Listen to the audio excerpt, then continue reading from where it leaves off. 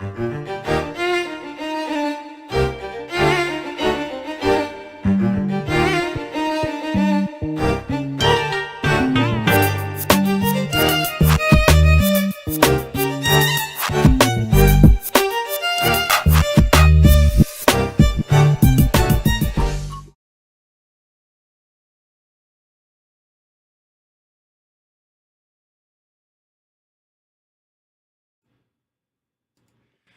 what's up, y'all? Welcome to Game Day here at Heavy Cardboard. I am your host, Edward.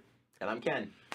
Resident expert for today, for all intents and purposes. This has been a long time coming. Today's game, Twilight Struggle, designed by Jason Matthews and Ananda Gupta, published by GMT Games a long time ago. Almost 20 years ago, I think, was the #1 game on BGG for a very long time. Might even had it the longest. The certainly longest it run. was when I started. It was in the hobby. It was for me as well.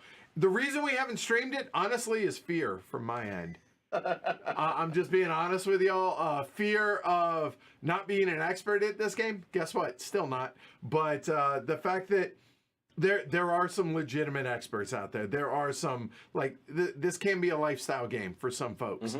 But it is a mechanically relatively simple for sure CDG, card-driven war game, all right? So in the, you're thinking Washington's War, stuff like that, that Mark Herman did, this followed in that, and this is the quintessential Cold War game, I would say, all right? Yeah, so I've only played this four times total. You, on the other hand, yeah, I would not consider myself an expert at all, but I probably have 50-ish plays in. So yeah. So if there was ever somebody I was going to do this with, like outside of Jason coming in, which Jason is currently in Liriacon in Portugal. Nice. So accepting the award for Imperial Struggle for the Jogo de Ono Game of the Year. So well That's done awesome. there. Yeah. That's pretty cool. But we're here playing this. He may be able to drop in. Maybe Ananda might be able to drop in. We'll see how it goes. I saw that Kevin from Fort Circle Games is in the house. So hi, Kevin. Still got to register. Coming. Just got to get on that. A lot of stuff's changed here. Anyway, Ken is going to teach it today because, again, 54. It just makes sense. So with that said, you ready, dude? Let's do this. All right. Hopefully you all enjoy it. And also, take a moment. If you're not a subscriber already at the channel, we'd appreciate it. Where you could not only the thumbs are great, but specifically I want subs today. And the reason is, if we do this right. Is that like a sub sandwich? That's more like a ear of corn or something. Yeah, I don't know. I don't know. What is the sub symbol? I have no idea. If you are on YouTube, if you're watching us on YouTube, sub. Seriously, we'll hit 30K today, which is a meaningful number. Yeah, that's a nice number. So I mean, we're like not far. We're less than 10 away. Round number. So yeah, let's do that today. All right. That said, Ken, you know what? I'll take it away. Yeah, just go. I'm gonna leave the cameras up. You know what you're doing. All right, so we've kind of got a hybrid game today. So we're using the board from the lovely collector's edition of Twilight Struggle. That one. And it is a really pretty board. The other board, the board that comes with the deluxe edition, which is what I have, is super functional, but this is a lot prettier. So we're using that. I have that one as well, obviously, because it's an amalgamation of the two. We're using some of the minis from the collector's edition. Yep. But we decided to use the chits from the deluxe edition. Right. Because the thick wooden blocks that come with the collector's edition actually make it hard for Edward to see the stability numbers of each country. Right. So this is going to make more sense. And anybody who's familiar with the game, except for the very lucky few of you guys who have the collector's edition, will be able to understand what's going on here with the control markers. So let's start with a tour of the board. Sure. Right. So up here at the top, we have a turn track that goes from 1 to 10. There you go. Yep. Right. So the game will last a maximum of 10 rounds. Mm-hmm. So, and it's divided into three rounds in the early war, rounds 4 through 7, which are the mid war, and the late war from 8 to 10. Yep. So You've also got a space race track. One of the mechanisms of the game enables you to move forward in the space race, which can give you points and powers. So that's tracking your progress there. And then down below, we've got some other tracks that sort of matter for the game. So we've got a DEFCON status track, maybe the most important track on the game, which shows how close we are to nuclear war. Which This is bad. Definitely a way the game can and often does end. It's bad. Whoever is the phasing player, the person who's taking their turn when that happens, loses. So you don't want that one to happen. Below that, we have required military operations. So each side is sort of expected to take a certain number of military operations per round, and so that'll track how many we've done. And essentially how that works is you have to look at the DEFCON status track at the end of the round, check your military against that, and if you have fewer military ops than the DEFCON number, you will lose points. Okay. So below that, we've got action round tracks. So we will take alternating action rounds. We will take 6 action rounds each starting in the early war, and in the middle and late war, we'll take 7 action rounds. There's also a condition in the game that can allow a player to take 8, which is why there's a number 8 on there, but it's mostly either 6 or 7 action rounds per turn, and we'll track that there. Finally, we've got a victory point tracker at the bottom. So another way the game can end is if the victory point tracker reaches plus 20 or minus 20 on either side. If the Depending on your point of view, right? That's right. If the USSR reaches 20 or if the USA reaches 20, and the marker will start in the middle. So it's a tug of war over victory points throughout the game. So we've got some effect reminders over here. So lots of cards in the game might create a persistent effect, and we'll track that over here so we can remember and not forget that those effects are in play. And then finally, the meat of the board is a map of the world. And it is broken down into several subregions, which are shown by different colors and shadings, right? So within a region, right, so Asia is all orange, and Asia is special in that it also has a Southeast Asia, and you see those are sort of hashed light and dark orange. Within each subregion, you've got a collection of states. So states are countries roughly, although sometimes, as example here, Laos, Cambodia, there might be multiple countries represented by a single state on the board. Each country has sort of 2 indicators. There's a stability number, right? So for Afghanistan, that number is 2. For Australia, it is 4. And that tells us sort of how likely or unlikely as a country is to change control over the course of the game, through a bunch of different mechanics. Higher number, more stable. More stable, exactly right. So, and then that number might be yellow, and it is for most of the countries on the board. But for many countries, you'll see their name is highlighted differently, and the number is in red. Those represent battleground countries. Those are sort of the most geopolitically important countries in the terms of the game. And they do lots of things differently, but the most important thing that's different about them is that when a player takes a coup action in those countries, it will lower the DEFCON level by a single number, which doesn't sound like a lot, but you can only lower it by 4 before you hit nuclear war. Right. Yeah. So, so that's a tour of the board. And now, what do we do during the game? Yeah, do tell. What do we do? So during this game? it's really each player takes turns playing cards and resolving the cards in one of several different ways. And so let's go through the sequence of play, which is helpfully printed on the board here. Okay, yeah, sure. Here, let me mosey it on over there. That should be close. Yeah, not really. That I didn't. I was unprepared. Yeah, all good. Sorry. Go ahead. So at the start of every round, we don't need to do this in round 1, but at the start of every round, we'll increase the DEFCON status by 1. So if it were at 2 to start the round, which it often is, it would go up to 3. Then we will deal cards. And so players may have held cards from round to round. Mm-hmm. And so you will deal cards until each player is holding a number of cards equal to the action rounds for that turn plus 2. Okay. So in the early war, everybody will be holding 8 cards after the deal. In the middle and late war, everybody will be holding 9 cards after the deal. So then we will have what's called a headline phase. And so in the headline phase, each player will play one of their cards face down simultaneously, and then we'll reveal them and resolve the headline events. Next, we'll go through the action rounds, So set just basically means return it to 0. Okay. And then we'll go through the action rounds. Okay, so on an action round, each player is going to look at their hand and play one card face up. So let's take a look at what a card looks like, go through card anatomy. All right, so these are the 4 kinds of cards you will see in the game. And the way you can tell what they are, so that the color and sort of information in a star will tell you the kind of card. So that's a US event. That's a Soviet event. That is a neutral event that could be played as an event by either country. And that one with no number inside the star is a scoring card. So those are the 4 kinds of cards. You also, for everything that's not a scoring card, have a little picture and some flavor text.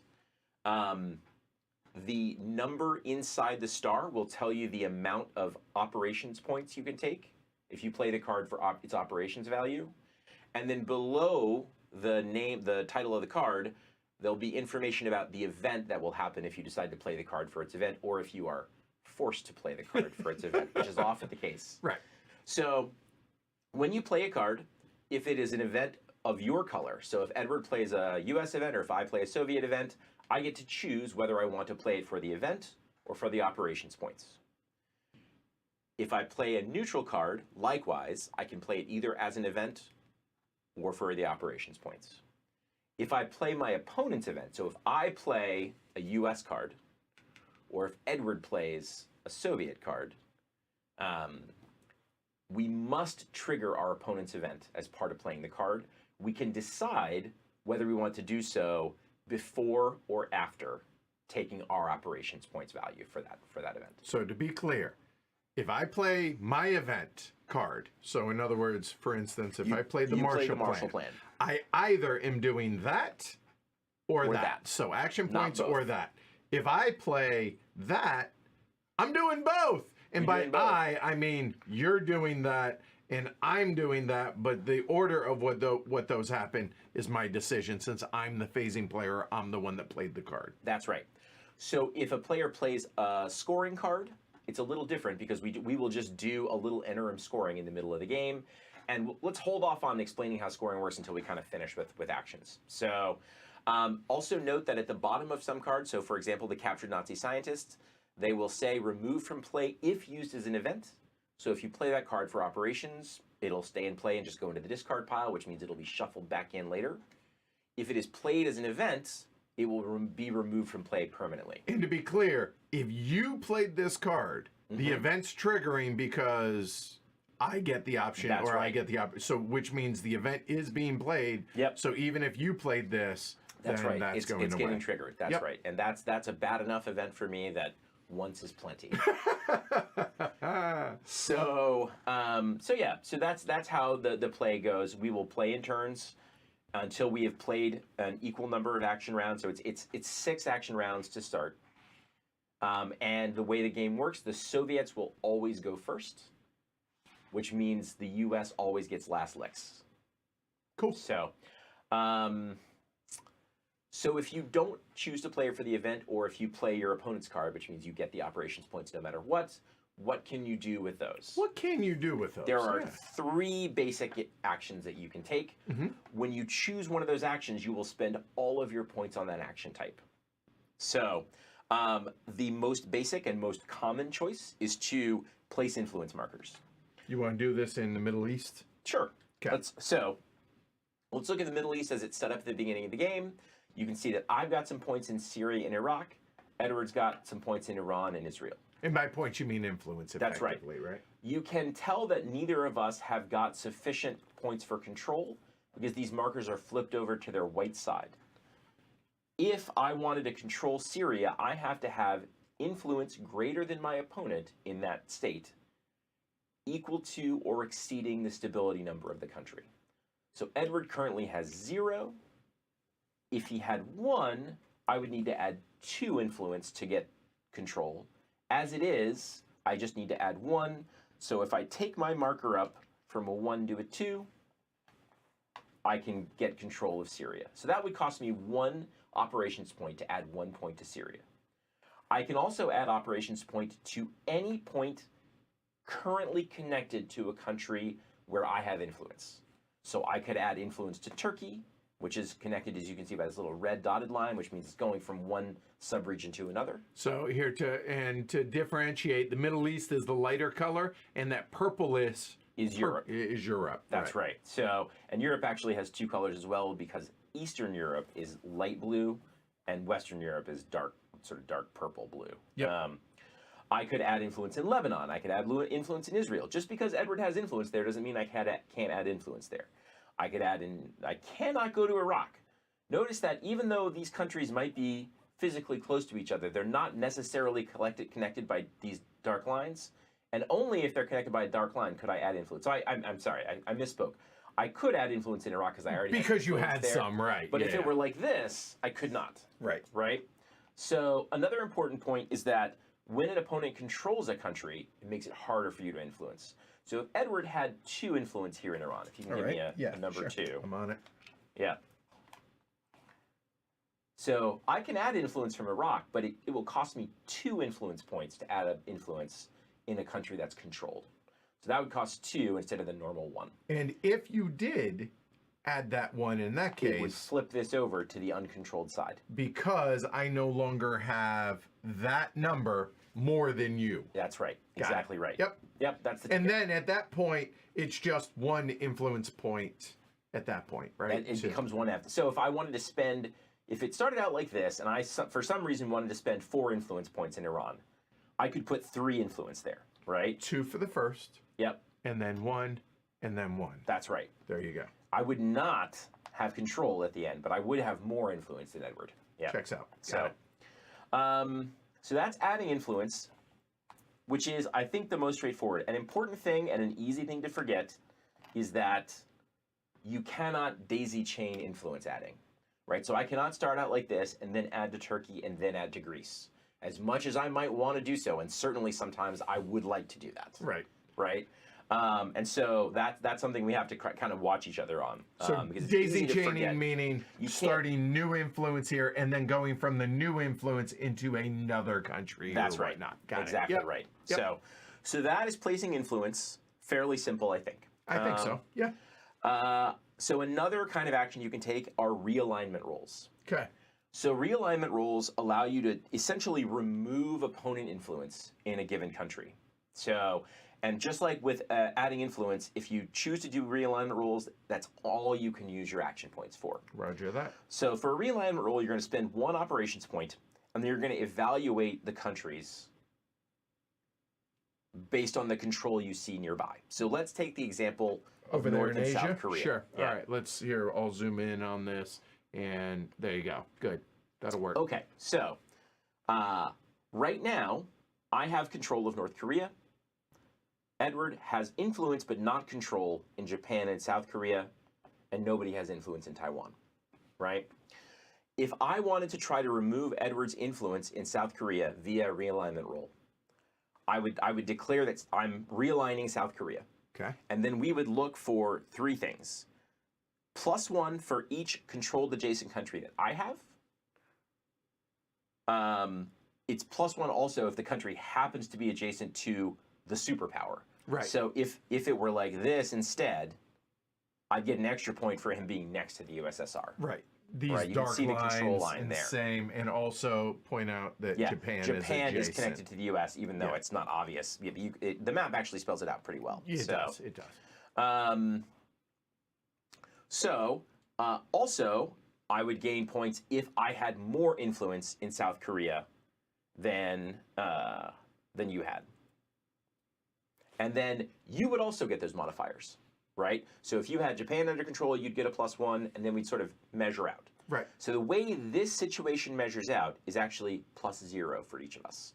Because I have control of North Korea, but you have more influence in South Korea. Right? So it's a +1 each, net 0. That's right. So we would both roll 1 6-sided die, and And of course they're going to hide on us. Okay, in there this you go. case, right, Yep. you'd add the amount, which is 0 to it. My die is higher than yours by 3, which means I would take out as many as 2 influence. There's only 1 there, but it would go away. Yep. Yep. And so it's less common to use realignment rolls, but when the bonuses are in your favor, it can be a really handy way to get your opponents out of a region. So, and if that didn't work, I could try again. If let's say I used a 3 ops card on that, I would get 3 realignment rolls, and I'd have to do 3. So if it didn't work, I might as well try it again. And if not there or somewhere else That's or right. whatnot. Yep. Got it. Yep, that's the ticket. So, and then the final action one can take is a coup. So coups are not like influence and realignments in that you can sort of use different spots with different action points. A coup is only going to be 1 card's worth of influence spent. So if I used, let's say, the China card, right, it has 4 influence points. And let's say I'm trying to coup in Iran. Okay. Right? So my value is 4, and it'll have to be only there. That's my action for the turn. And the way a coup works is that, so you can go anywhere an opponent has at least 1 influence. As I mentioned before, if the coup is in a battleground, as Iran is, it will drop the DEFCON status after the coup is resolved. Right.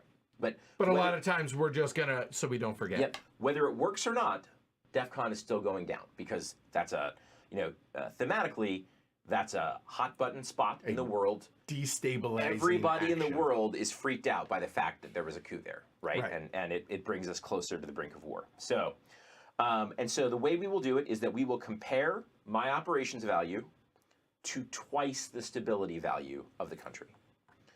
So that is 4 versus 4. Yep. And then only the phasing player will roll a die. So I'll roll 1 die.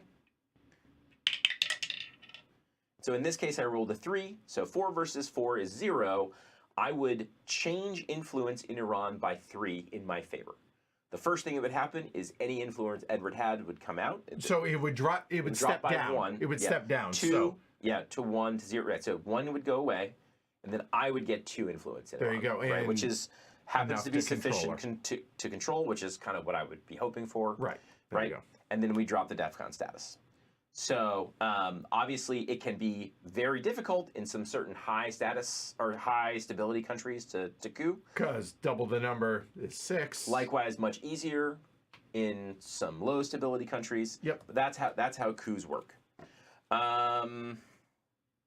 Miss anything on coups? I don't think so. The only thing, just to emphasize, the difference between battleground and non-battleground, you still double the number, it just doesn't lower the DEFCON. That's right. it. That's the only difference. That's right. So, yeah. So, I should point out that one of the things DEFCON status tracks is the ability for players to do coup or realignment rolls in certain regions. Once the DEFCON has dropped to 4, neither of us will be able to coup or realign in Europe. Once the DEFCON has dropped to 3, neither of us will be able to coup or realign in Asia. And once it's dropped to 2, neither of us will be able to coup or realign in the Middle East, which means that Africa, Central and South America are always on for coup and realignment attempts. Although, if you do it in a battleground, it will still drop the DEFCON level, which means you could accidentally create a nuclear war. And whoever the phasing player is. That's right. When that goes, regardless of who caused it, whoever the active player is, they loses. lose. That's right. So I mean, we all lose. Really, everyone we all loses, lose, but right? in game terms, the phasing player loses. Right. So, okay, so those are the ways you can use your actions. Miss anything about that? You'll get there, but the space race stuff. That's right. That's right. So if you have a card with an opponent event that is so terrible that you can't imagine playing it, even though you get the operations value of the card. One thing you can consider doing with it is using it to advance your space race track. All right, how do you do that, sir? So you'll play the card. Let's say I decided to play the Marshall Plan as my space race card. Yeah, because that's not great for you. It's not great. I mean, I probably would just let this happen if I because it's a 4 ops card. Right. 4 ops cards are nice. But yeah. So let's say that I decided I would use the Marshall Plan. There we go. Okay. All right. So so you would check the space race and look at what the next space says. This one says your card must be at least 2 operations value. Checks out. Okay, pass. Now and then it says you must roll, and it tells you what you have to roll. It's usually lower is better. And in the early going, this one says 1 to 3. So I would roll 1 die, and if I roll between a 1 and a 3, I did not. So I fail. Right. So, okay. But let's say I had passed. Yes. I would advance 1 on the track. Now, this particular space says that there are some victory points associated. And so I would advance 2 victory points. If I were the second, if Edward had beat me there, I would advance 1 victory point because I'd get the second value. Yep. And that's it. And then this goes not out of the game, but into the discard pile. Right.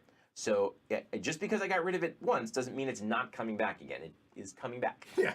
So and how many space races attempts, or how many times may you play into the space race? Generally speaking, once per turn.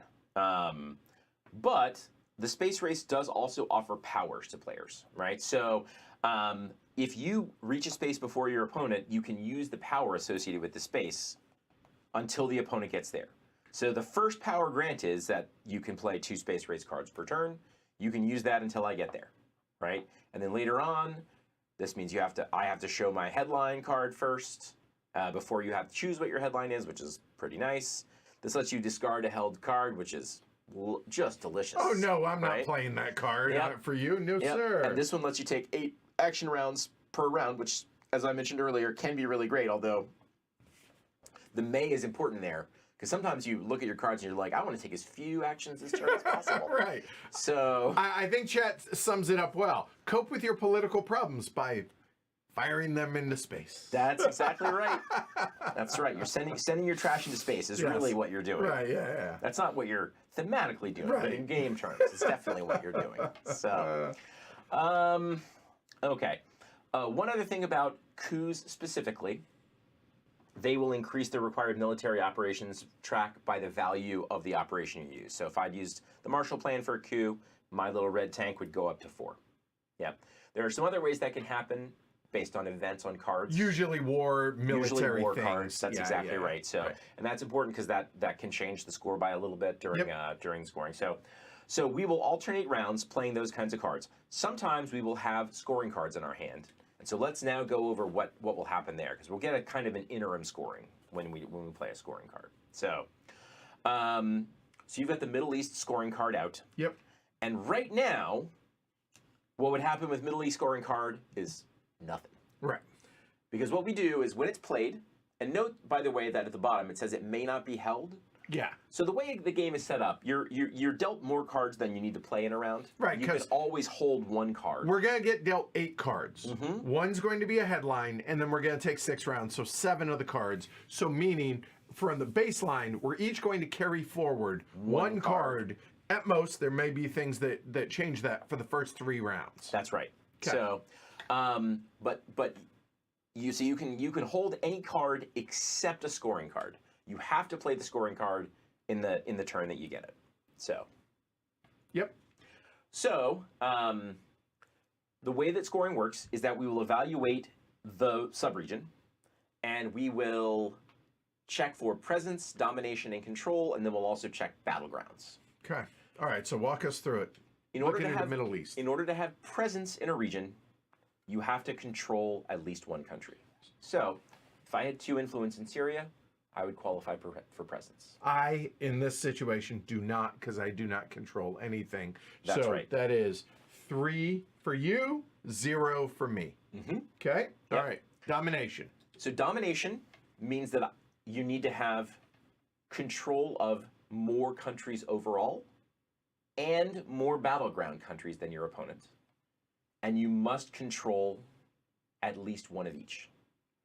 Right? So if I had control in Lebanon and Syria, and then I also had control in Iraq, I would have domination. I would argue that works Yep, too. that works too. Exactly right. You have 2 total, which is more than I have. Yes.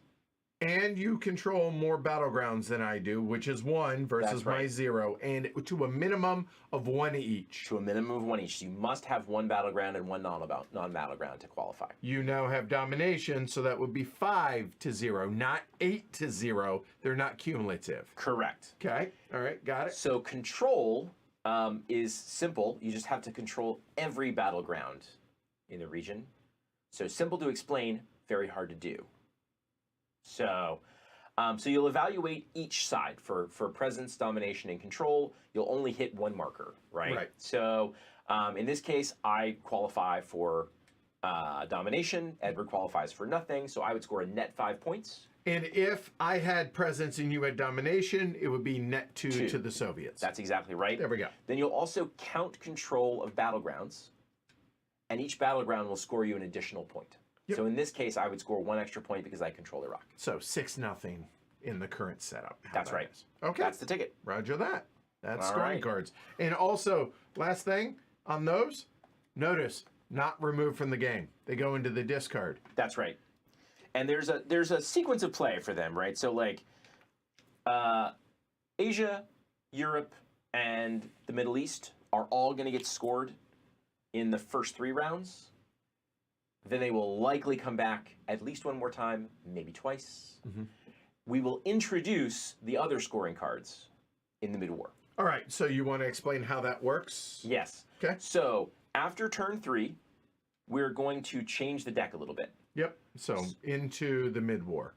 Into the Okay. mid-war. So we will add another big stack of cards, most of which are event cards, but some of which are scoring cards. Yep.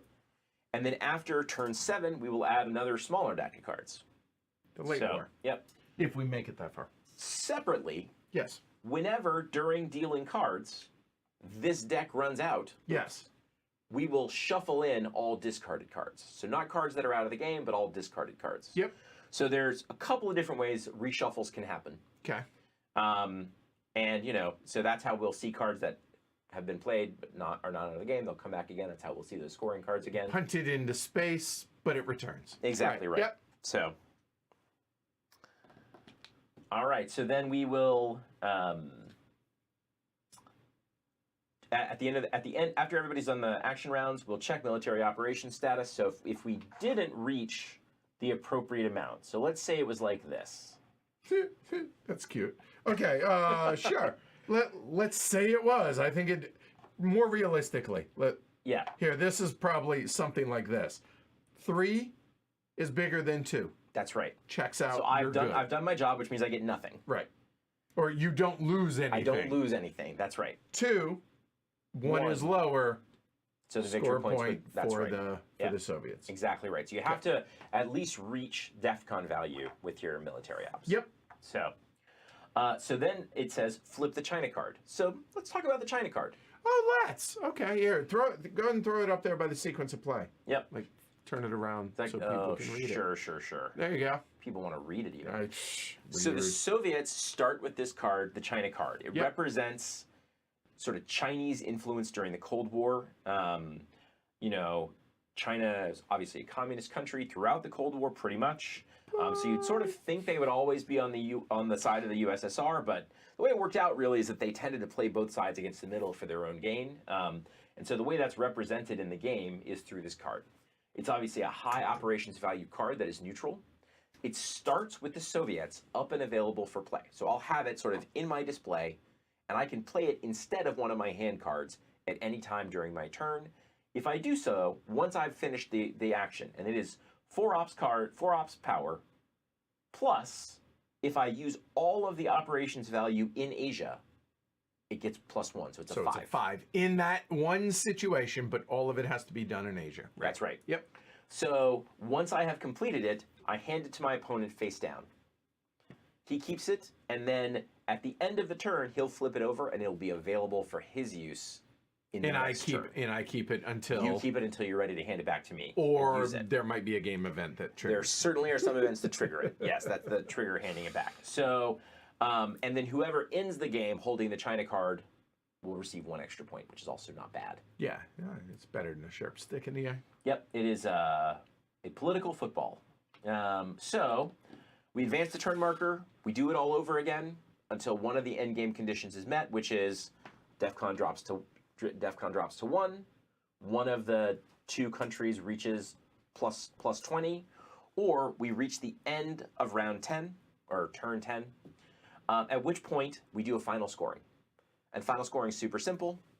You score every region again except not Southeast Asia. That only gets scored during the mid-war. So you score every region except Southeast Asia again, and then you give one point for the person who has the China card, and then we evaluate the score. And if the Soviets have at least +1, we win. If the U.S. has at least +1, they win. All right, that was great. That's how you play Twilight done. Struggle. All right. All right. Cool. You ready? Let's do it. All right, here. Now, we still have some setup to go through. Oh, right, that's right. So sort of the last step of setup is that each country gets a set amount of extra influence points in Europe. Yes. And my points have to be in Eastern Europe, and his points have to be in Western Europe. So and you have 6 I extra. get 6. And I'm not going to think about this too hard. I'm going to spend this in the way that I've sort of always spent these points in years past, which is to put 4 in Poland, because I'm doing what's called an over-control there, which means even if Edward somehow gets a point in Poland, I'm still going to be in control, which is a good thing. And then I'm also going to spend 1 extra point to over-control East Germany. So I've spent a total of 5 of my 6 points. And with my final point, I think I'm going to put 1 point in Austria. And by the way, that's what the 6 that is in front of him represents, or the 6. All the others that are out here on the board already are that is the initial game setup. It's part of setup, and the board is really helpful in having a little inset number Yes. in each of those cases, so it's very easy to remember where the influence starts.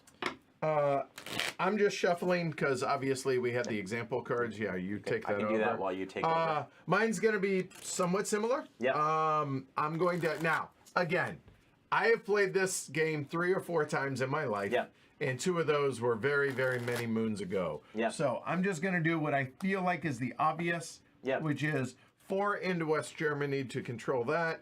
And then I'm going to over-control Italy because Italy can be a bit fickle.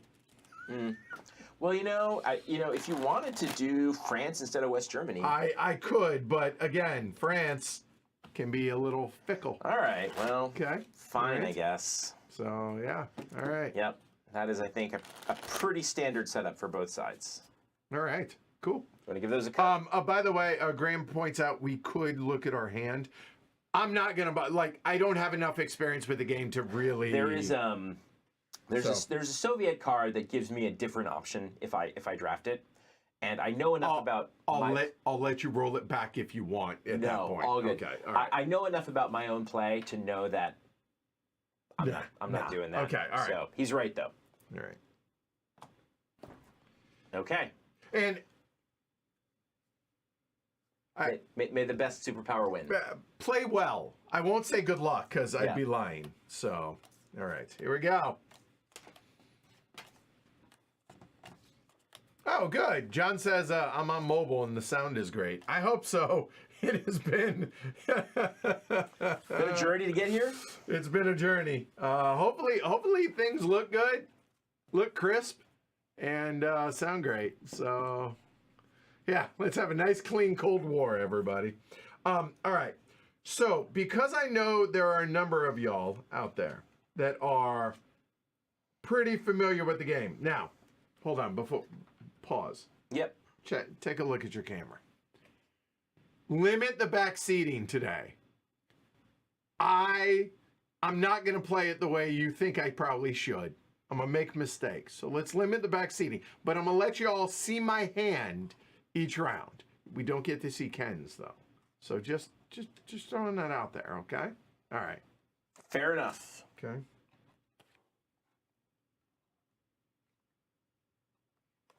Running out of room. And, okay. Let's see. Let me think. All right. Look down for a moment. I'm going to do like this. Do that as best I can. If you're familiar with the game, these will probably make sense to you. So there we go. Okay. All right. So with that said. All right. So my friend and comrade begins the game. Yeah, you got that right there. That'll work. Okay. All right. Well, headlines first. Oh, right. Oh, shoot. Okay.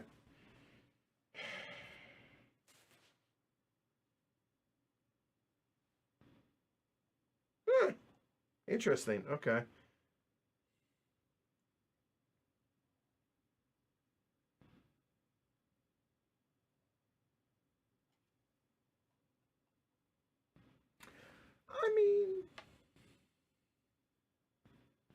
That seems... Oh, and for the headlines, the higher action point number triggers first, correct?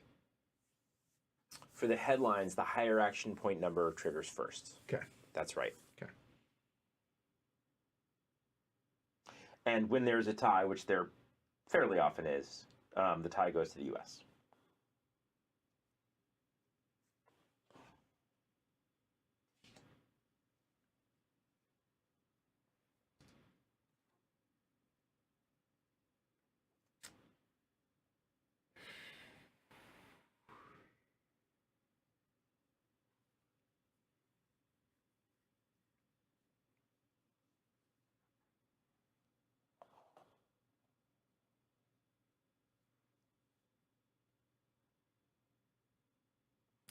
Yeah, I think this is the right play. I think so. All right, so we have each played a card. So, yeah. Now we'll go ahead and reveal it. Yep, there we go. So I played Eastern European Unrests, and you played... Red Scare. All right. Go ahead and play... so, yours triggers first. Yep. Because 4 versus 3. Go ahead and just play it to your area. Yep. So, what mine Other says... side. Other side. There you go. Okay. All further operations cards played by your opponent this turn are -1 to their value to a minimum of 1 op. Oh, yay. No big deal. So, might as well give me that card to hold on to. So, that's just a reminder. I'm just going to leave this here as a reminder to me that Ken already started with the games. Okay? I played Eastern European Unrest. So, in the earlier mid-war, remove a Soviet influence from 3 countries in Eastern Europe. Okay. Well, there's no decisions to be made. Oh, there is. There's a little bit. So, 3. Let's go ahead and get that out of Finland. We will drop Poland 1. Yeah. Down to 3. And now, Austria, you'll notice, has both colors, so I could, you can. Or you could I could do East Germany, and I'll do East Germany. Yeah, I think that's probably the right play. Yeah. Yep. There you go. Okay. Oh, all right. I can't believe that card is going to be back in the... Yeah, it'll come back. And I would much rather hold that card so I can space it. So, you know what? I'll just go ahead and put the discards right there. The out of game will be out of game. Okay. I mean, that could have gone worse.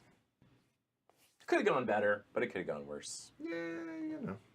All right. All right, so now the game begins. Well, I mean, I guess it already game. By the way, if you're a patron, somebody wants a timestamp, appreciate it over there. Okay? So I'm up, and I might as well play this card, both because it's a 4-ops card and because the event actually cannot trigger currently. Ooh, tasty. All right. So, no, yep. Play it your way. You sure? Yeah, to where you read it and then we Cool. can see it. That's so fine. this is NATO. NATO can't be played as an event until either Marshall Plan or Warsaw Pact has been played. Let me check. Neither of those have been played. Nope. Okay. So, when it becomes active, I then can no longer make coup or realignment rules in Europe. And I would like to point out also, there are these handy dandy, let's try and get that, there we go, maybe chit. And on the other side of it, it explains what it is. Yep. And those will go up into the events. As we play it. So this is a nice, absolutely nothing happens card for me. It's the best case scenario for an American 4-ops card for me, basically. Yeah. Right? That's pretty perfect. Yep. So I'm going to take the 4-ops for a coup. Okay. Which means I'll get 4 military operations as a result of the coup. We know that's happening no matter what. And I'm going to coup in Iran, which is a really classic opening to the game. Yep. So yeah, what the heck? So I've got 4 ops points. Iran has 2 stability value, which means the comparison is 4 versus 4. Yep. I'm now going to roll a die and see what I can do. I would love a nice high roll here. That'll work. So 5 total change. Edward loses 1. I gain 4. Yep. That's enough for me to control Iran, obviously. So place your bets, by the way, on who you think's going to win, a.k.a. Ken. And you were hanging in there. I did. We did a patron-only stream of this, and we only got about halfway through because we were under some time pressure. Yeah. And I think you were actually leading It was close. It was going close. into round 6. Yeah, so something like that. in I there. was at least not embarrassing myself, so I'll take that. DEFCON drops by 1, and then I move up 4 on the military ops track, which means no matter what else happens this round, I'm not going to lose any points for. Just realized it's really hard to see the tank on that because the red on red. So we'll just throw that right there. There he is. There, okay. All right. Cool. All right. Over under Glory to Rome's 6.5, 7.5. Okay. Apparently, a lot of players now start with a +1 influence handicap to the U.S. So. +1 influence handicap. Yeah. So the U.S. gains 8 instead of 7? I guess so, but... Well, I mean, we discussed doing the Chinese Civil War variant. Right. And, yeah. We'll just play it straight. We may stream this again in the future, so we'll see how that goes. I mean, after we talked about it, I think you're sort of interested in maybe looking at some of the variants like turn 0 and stuff. Yeah, just to show the game what's out there and stuff. Why not? And again, if you're coming in late, this is an amalgamation between the collector's edition and the regular edition, also called the. But the collector's edition has all of the variant cards and promo cards in it. It's got turn 0, which is I've never played before, but seems like it could be interesting. So yeah. All right. Your turn, pal. Yeah. Show me something good. How about Fidel would be good to get out early. Noted. Okay.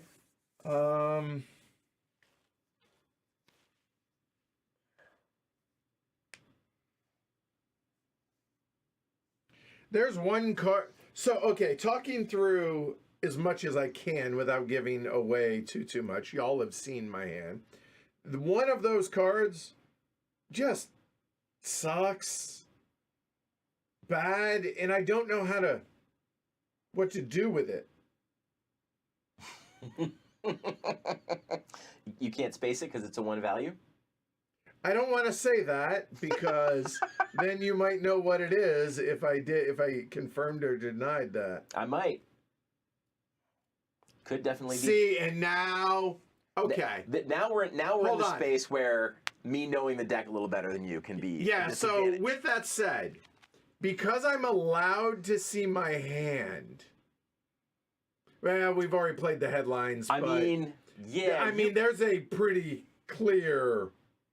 Wouldn't have necessarily done what I did. And of course, you can't space it. I definitely know what that card is now.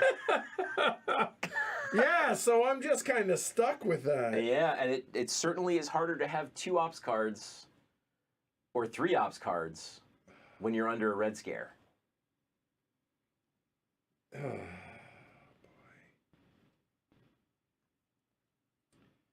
All right, well, let's just go ahead. Hate my life. We're going to go ahead and de-Stalinization in space. Okay. So that is a 2 ops card, remember. Yes. Because I am, there's a red scare going on. Right. So that is a 2 ops card, meaning that event doesn't trigger. I'm just going to roll some bone, or a bone, and hope I roll a 1 to 3. The end. That is, in fact, not a 1 to 3. So now I have played Space Race. So I'm just going to go ahead and put this up here as a reminder that I cannot. So that goes into the discard, and that was a big old fail. Done. Your honor. Okay. Oh, and NATO gets discarded. NATO gets discarded as well. That's right. So. All right. Your okay. honor. Things are going well for me. Things are going well. What do I want to do now? Yeah, Glory to Rome, just as a collective on that. Yeah, fair enough. Fair enough. We are on the board in that regard. So one of the things with the studio getting redone and all this fun stuff and everything, I got to rearrange the shelf back here, I realized. So you guys can't see the little frame over there, but you can still see the Glory to Rome board, so that works out. All right, you're up. Camera was a little different in the room. Yeah, it did. Well, because the table had to slide because it's a bigger table. Yep. The new PTZ, which is the main camera, the camera you're looking at here. Hi. Yeah, so a lot of changes. So a couple things I'm thinking about here. Yeah. I want to limit your options for coups as much as I can, right? Yep. And so doing another coup I probably should have waited on that. In hindsight, I should is have not probably. is not a bad idea. But what do we got here? That might have just been. Oh, like from examples. I yeah. think so. So, but a problem with coups is that you have to do them in battleground countries in order for it to impact DEF CON. And I don't love my options there. Yeah, Israel's a really big number. Israel is bad. That's just not a good idea. And Panama, something I could do, and maybe what I will do, but it's not ideal because it doesn't score for another several rounds. Right, because not until mid-war. Yeah. So, as a general rule, and I shouldn't say that. Yeah. But Africa, Central America, and South America are in this deck, which doesn't come in until round 4 at a minimum. Well, like, it comes in round 4, but even though it's there, doesn't necessarily mean those cards are coming into play. That's right. So, you know, I don't love it, but that's what I'm going to do. So I'm gonna play your friend and mine, Charles de Gaulle, aka Chuck D. Big old Chucky D. Yeah. And that card is why I didn't put any influence in France. And I, as much as I like the event and I do love it, I'm gonna let you play it later. Oh, thanks. Ow. So I'm gonna play it for the ops, and Okay. I will attempt a coup in Panama. Okay. So I have 3 operations value here. Yep. Panama has a stability of 2, so I'm starting at -1. Has a stability of 2, so 4 versus the 3 ops, so you're at -1. Yep. And I have... No, you're just at -1, sorry. And this is one of those weird situations where I actually... What I would like to roll is exactly 2. Why? Okay, so that means there will be no influence there at all, which means you can't coup me back. Fair enough. Fair enough. All right, let's see what you got. So my ops goes up to 5. Yep, which even if it goes up to 10, it goes up to 5. We will drop the DEF CON status to 3. All right, there we go. Done. And I'm going to roll this bone, and let's see if we can get a 2. Come on, 2. This is not going well. No, might be an early stream. That's okay. That's fine. It's all right. So victory points are still 0-0, my friend. the 2 is really a 1, which just removes That's right. in Panama. Yep. And then our friend Charles Chuck D. will come on back. It takes a nation of millions to hold him back, I've heard. Public Enemy reference for those that aren't getting that. Okay. So, yeah, seriously, glory to Rome. This is just terrible start for yours truly here. This is fun. So that was my action round 2. Yep. This is the hardest thing for me to remember, by the way, so I appreciate that.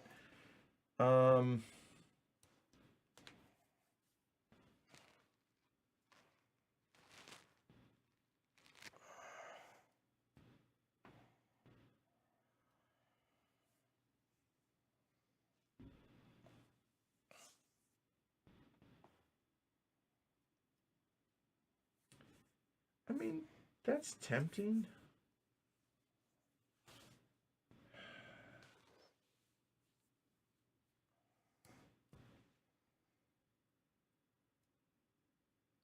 I mean...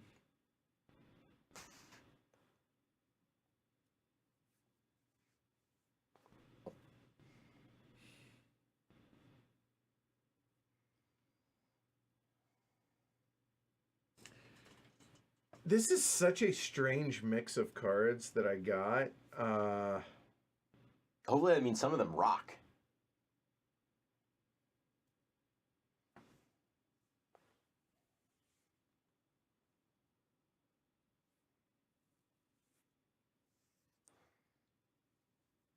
Maybe this is wrong. Again, I'm going to make mistakes. There's no doubt. But let's go ahead and play Duck and Cover. Degrade the DEF CON level 1. We're down to 2. Yep. And then the U.S. player earns victory points equal to 5 minus the current DEF CON level. That's 2. That'd be 3 points for the good guys. Yep. Yeah. All right. Done. You know what you're not going to do this turn? Coup anything? Coup anything. No. However, you could. Nor are you. So maybe you've got a war card you're going to play that's going to give you some military ops. Or maybe I just suck up the minus. Maybe I suck up you're the still, minus You're 2. still the net 1, right? Right. So we'll see. Okay, there's no time like the present for this card. Been holding it back to get the DEFCON level low enough that no coup and realignment rolls in Asia are possible. Okay. So your friend of mine, decolonization. Okay. Got to get that out so it can come on back in that early reshuffle. So I'm going to use it for the event, of course. Okay, well, read it. Add 1 USSR influence in each of any 4 African and or Southeast Asian countries. Probably not going to be Africa. Don't mind if I do. All right. Would you like to control 3 different Southeast Asian countries? You know what, though? I might get 2 influence in Vietnam later. So let's do... That's 2. That's 3. And Laos and Cambodia. Let's do that. I got time for Vietnam. All right, card. There's that card. That's a beauty right there. That was, hold on, and to be clear, that's was action here. 3. Again, I am going to constantly be forgetting that. I apologize. The nice thing about the game, though, is you always pretty much know based on how many cards are left in your hand. There are some exceptions to that. There's UN intervention, which I'm sure we'll see eventually is played as an event. But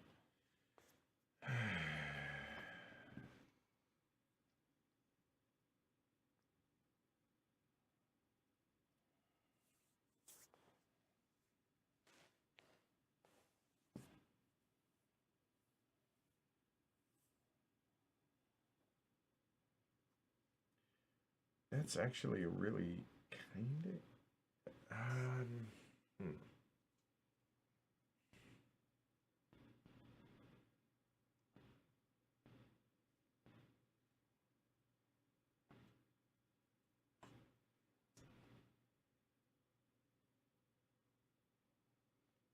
Yeah, okay. So, we're going to go ahead and play Nuclear Test Ban. okay. We are not playing it for the event That makes sense. We earn victory points equal to current DEFCON level -2, which would be 0, and then raise the DEFCON level 2 levels. Mm-hmm.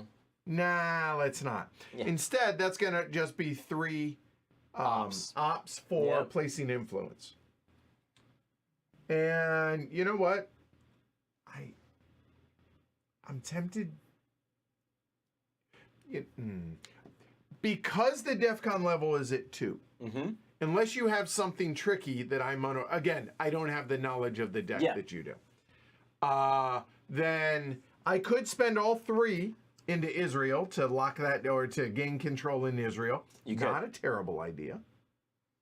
I also could go ahead and spend, say, 2 in Egypt, or maybe all 3 in Egypt, which... because there is a card that makes Egypt a little sketchy for me. Yes, you know that card's out there because Right. you've seen it before. Right. So... Yeah, please. In the interest of full disclosure. Yeah. There's an early war card called Arab-Israeli War. Yeah. Which could, you know how the India-Pakistan card works, right? Where you replace your influence with my influence and vice versa. Right. It's how it works, except it works in specifically Israel. Oh, that would be not ideal, maybe. So some things you might want to think about are adding control to states next to Israel, because that will make it harder for me to make it work. That's true. That's fair. Okay. And obviously, the Middle East is a hotbed, right? Yes. For us. So if that's the case, then we could go ahead and throw 1 down in Lebanon. Yep. We'll go ahead and throw the other 2 over there in Jordan. Yeah. Now, the only downside to doing these, my thinking here, again, thinking my way through this, is he could coup in either of those. And the reason being, doesn't lower the DEFCON in stable or in non-battleground countries. I can't, because we're at DEFCON 2. Right. So there's no... good call. Thank you. I forgot about that. So that is a good reminder that Middle East is prohibited. Yep. All right, So yeah, I feel better about that then Yeah. in that case. So that is the nuclear test ban over into the discard. Done. Yeah. That was And here, and now we are going into turn 4. There we go. that was gonna not be good for you if I let you do that. So Yeah, I know. Sorry about that, Christopher. Yeah, our pal Nasser. There you go. That's it. By the way, again, if y'all have not subscribed to the channel, please take a moment. We're trying to hit 30,000 today. That'd be awesome here on YouTube. Really would appreciate that. So now that you've done what you were supposed to do in the Middle East, What do you mean, done what I'm supposed to do? make this card not work very well. All right, go. Instead of playing it for The, say, Arab-Israeli war. yeah, Okay. so the Middle East, things happen in the Middle East. As they do. Yeah, we'll see it throughout the game. So you control Jordan and Lebanon now. Now. Air So what quotes, I'm going to yes. do by playing this for the event or playing this for the ops is hope that when it comes back around as an event, this situation's less stable and I'll have a better chance. I mean, that to totally make it makes go. sense. Yeah. So Yeah, for sure. I'm going to place 2 influence in Iraq and put that in the discard pile. All right. All right. So looking now at the Middle East, you control 2 battlegrounds. I controlled none. Mm-hmm. You control no non-battlegrounds. I control 2. That's right. So if the Middle East scoring card were to come out now, we both have presence. Mm-hmm. All right. Just making sure it's clear on my head. Yep, you got it. To me. Okay. All right. A moment. There we go. I want that there. Cool. All right. So it is now my 4th. Look at me staying on top of that. Oh.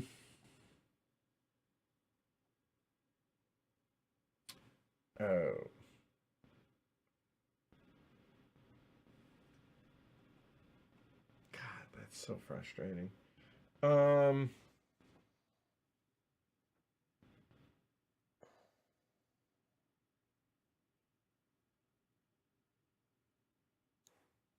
Okay, so now let me think through this. So the card's been played. I know it's going to come back once, maybe twice.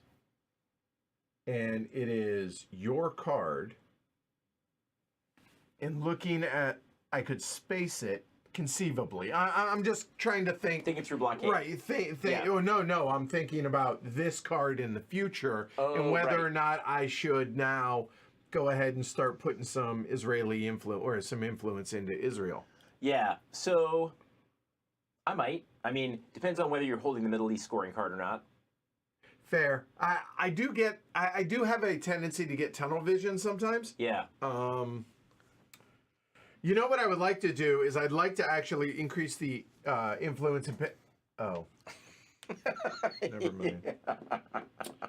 You could. There's a card you could play that could increase my influence in Cuba. I mean, there is that. There is. Knock there is yourself out always is what that. I would say to that. I'm into it.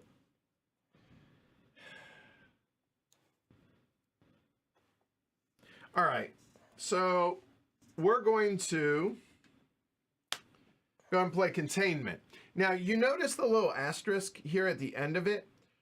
What these mean is these are semi-permanent or like ongoing for more than just this card play. That's right. Right? So if you notice the Red Scare, this is basically the opposite of the Red Scare. Now, because I chose to not play this earlier, it doesn't make sense for me to play it as the event right now. I'm going to go ahead and wait on that. Fair enough. So in that case, I'm just going to go ahead and play it for the 2 ops. Yep. So, in those 2 ops, I'm thinking...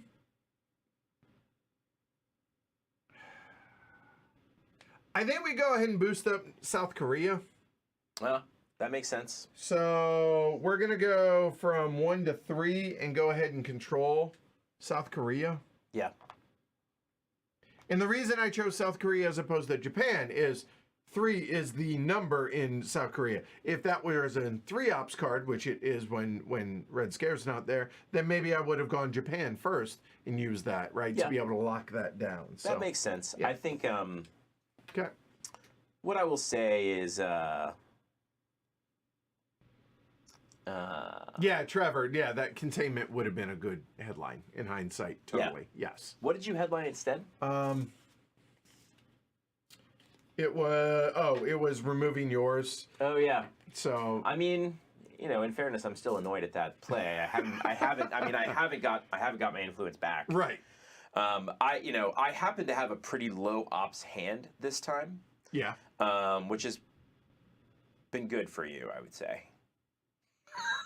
If I'd had a high ops hand, it would have been a tough round for you, I think. Yeah. Tougher. A tougher round. Thank That's you. right. All right. Patchwork Pictures says, I have Hannibal and Hamilcar. Have you played it? No, have not. I have it. That is, so I think tentatively, Yeah. the plan here is, now that we're streaming Twilight Struggle, we're going to work on Imperial Struggle probably next. I think so. And then I think maybe we go into Hannibal and Hamilcar. I'm very curious I would about love it. to. So, yeah. I think I love the history of that period, so I'm very curious about it. And everybody says it's great. Yeah. So, yeah, that probably this summer, realistically, for that. Okay. See. Oh, and Mr. Funny Shoes also is asking for Hannibal and Hamilcar. He says, not blowing smoke here, but I reckon it's only heavy cardboard that can pull that beast off. You're probably That's right. very kind. Yeah. You're kind, but you're probably also probably right. not wrong. So, yeah, we would both love to. So, yeah. So.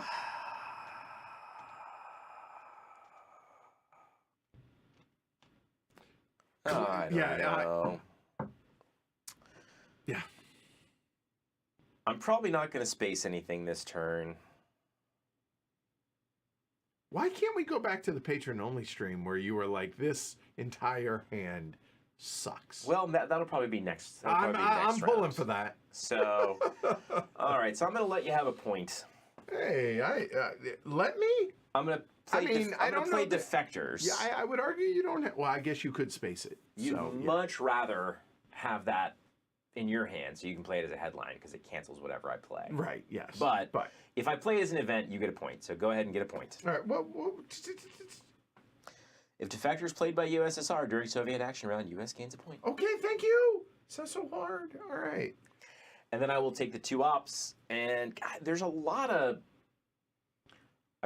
Can I see what cards you have? Yeah, they are this one, and this one. Okay. Here you go. Look, I'll even show everybody out there. Those are the three that I have. Those are pretty sweet. Okay. Okay, fine. I'll even give you a little bit more. How's that? They're early war cards. How's that? I am going to add an influence in Syria and add an influence in Malaysia.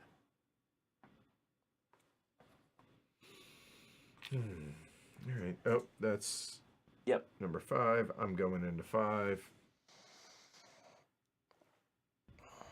God, that sucks so bad.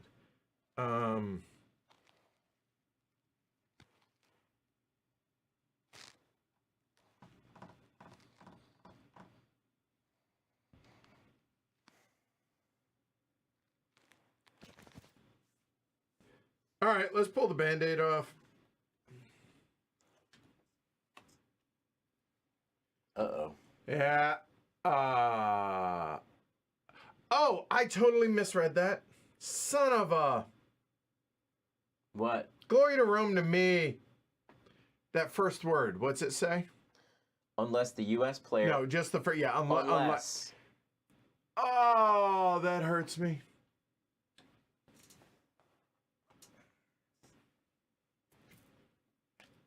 I totally misread that.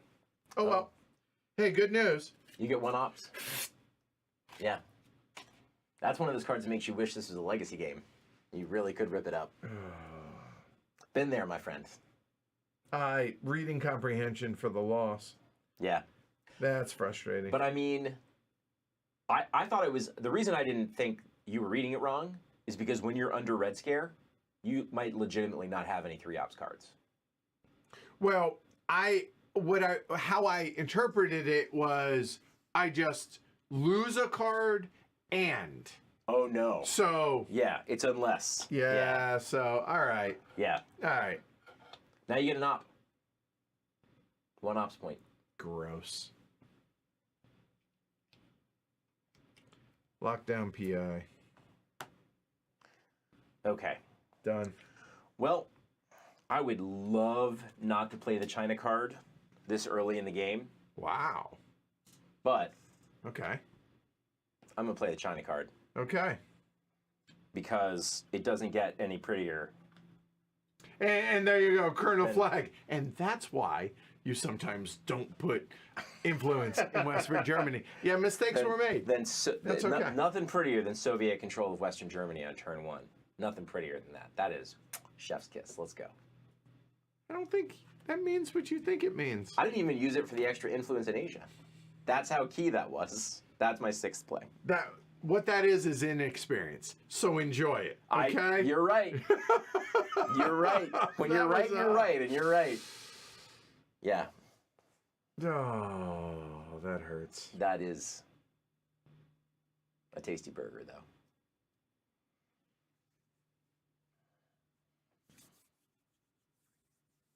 Angry.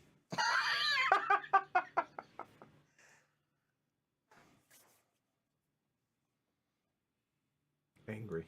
All right. Well, no use crying over spilt West German milk. Yep. For most in resolution, we are not playing it For the event? for the event. So one big op. Whee.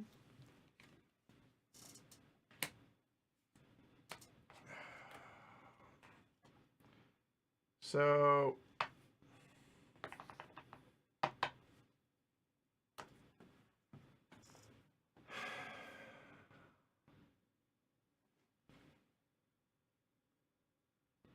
I could make a case to Benelux. I could make a case into Greece. I could make a case into Austria.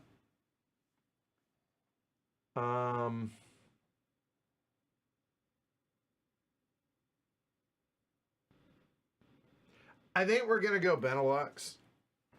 And the reason, the thought process on this is it's next to West Germany. So it allows me a little, at least options there. Yeah. Yeah, that's pretty much it. Yeah, and it's not France. Fair enough. So, all right, that's me. Last turn. No, that was it. Oh, that was it. Early Was it? war. We were right. Yeah. Okay, so now we're gonna walk through the end of round. Yep. So hold on, let's look at the sequence here. All right, there we go. So next, you're going to check the military operations status. All right, so you are 5 is higher than 2. Checks out. 0 is lower than 2. That's 2 points for the bad guys. There we go. That'll reset now. Okay. Sorry, sequence, go. Yep. If we were playing in a tournament, we'd reveal held cards, but we're not. We flip the China card over, so now available for use. Right. Go ahead and discard Red Scare as well. Okay. Advance the turn marker. Oh, okay. Our friend Harry Truman here. And not final scoring, so we're returning to the start of the round. We'll improve DEFCON status by 1. And we're going to deal some cards. Okay, thanks. So you're getting 7, and I'm getting 6. What did Edward keep between rounds if he played that? Right? Okay. Again, not saying it's the right thing. Look down. Oh, come on. Work with me. All right, screw it. Just look down. It's just easier. That. Okay? Okay. All right, done. I have a thought in my head. I'm not saying it works. 3, I just, they're 4, reasonings. 5, 6, and you get a 7th. That deck is thin, so we can see that we'll need a reshuffle next round. Yep. Okay.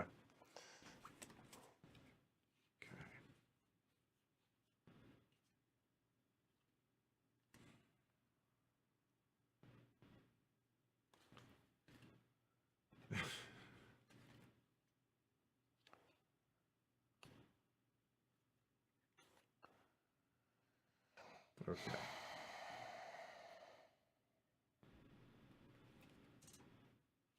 Okay. For the peanut gallery. Ooh.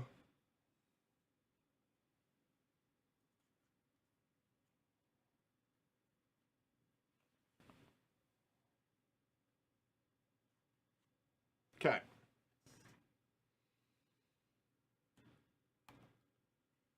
I would beg your grace. Give me a minute to read through my cards.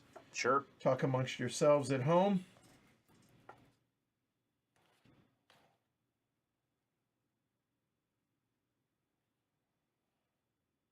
Man. It's not a bad hand, but there isn't a headline in it, I'll tell you that much.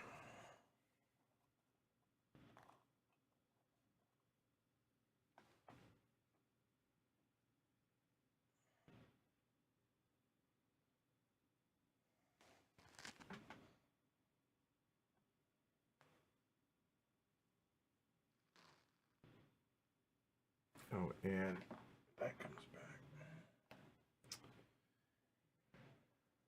Oh. And when viewers see This my is headline, terrible. they will understand just how much there was not a headline.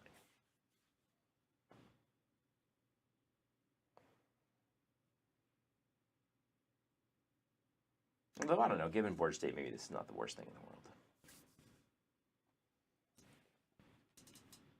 I think. All right, you might as well just in your or yeah, you put it in your area. In my area? And then, yeah. All right.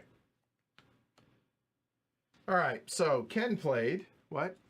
I played Romanian Abdication, but yours is going to trigger first. Right. All right. So we'll start with mine. Mine is 5-year plan. Soviet player must randomly discard one card. If the card's a U.S. associated event, the event occurs immediately. Yay. If the card is a Soviet or neutral, then it's just discarded without triggering the event. So, okay, shuffle them up.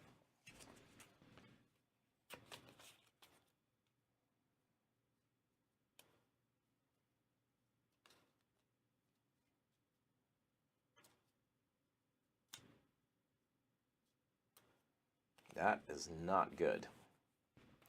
Not good, friend. You know what? Let's just go right here on top. That is, okay, Olympic Games gets discarded. That actually can't imagine that was not a terrible draw for you. No. All Means right. I'm going to play all my cards this round. All right, Ken. What's yours? Because I only have 6 left. Your event. My event is Romanian Abdication. Remove all U.S. influence in Romania. Done. Gosh, there's none. And then add 3. Add a sufficient influence in Romania for control. I hate playing this card early for the event because there's a U.S. card that takes influence out. Takes all 4 through. It's Hungary, Romania, Bulgaria, and Yugoslavia. Independent right? Reds, but Yeah. but that's what my hand looked like. Okay. Yeah. All right. So we begin. Soviets, turn 1. Round 1. This stinks.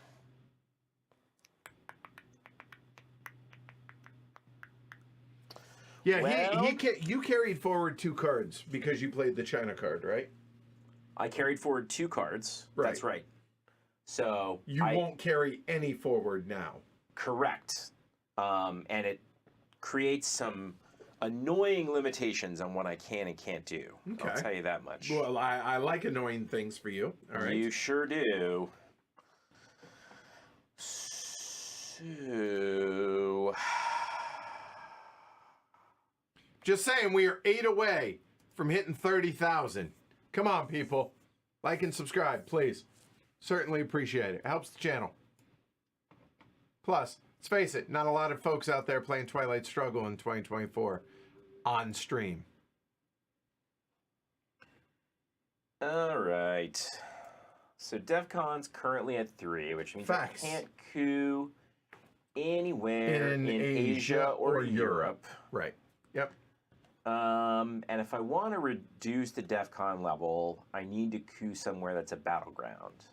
So my choices are in the Middle East or in Africa because those are the only places that actually have U.S. influence.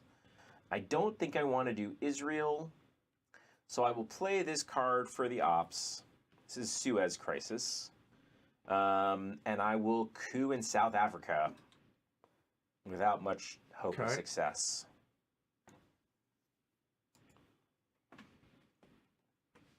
All right, so my card is a 3 ops value. South Africa's 3 is stability, so the comparison is -3. Yeah, because it's double, right? Yep. So once again, what I'm really hoping for here is exactly a 4. A 4. So here we go. Come on! Seriously, glory to Rome. So I get 3 military operations. Well, it's going to be an early game tonight, so that's all right. That was a toughie for you. That's... Yep. So that goes away. DEFCON drops, and that goes back into the discard pile.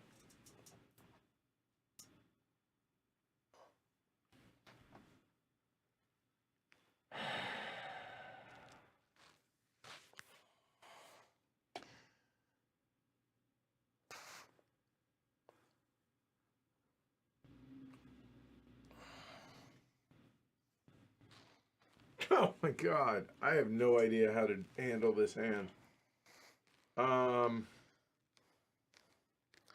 The amazing thing about this game is I've played it a lot, as I have mentioned. Yeah, sure. I have never seen this specific set of circumstances before. Like I've been trying. I've never seen. I'll explain it when I get there. But there's a card in my hand that like is an amazing card normally, and it's terrible. Really? In my current hand. So given my layout here, not great. Sorry to hear it. I mean, not really. Not really, but yeah. Not really.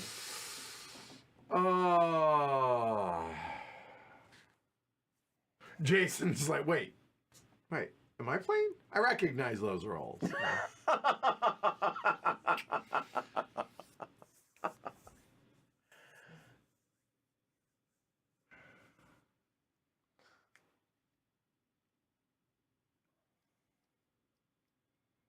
Okay.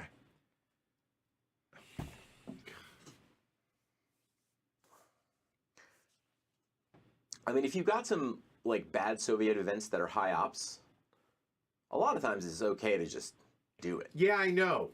If you've got some bad Soviet events that are low ops, those suck. All right, give me a second I need to figure out which is least offensive to play right now.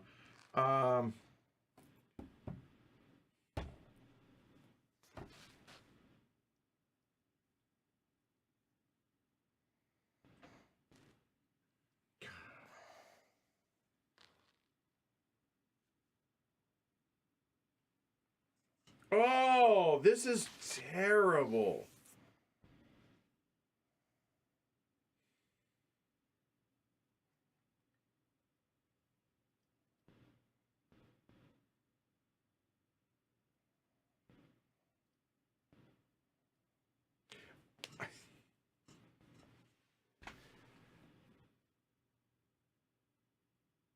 Okay, this is going to be really dumb. I don't have a choice.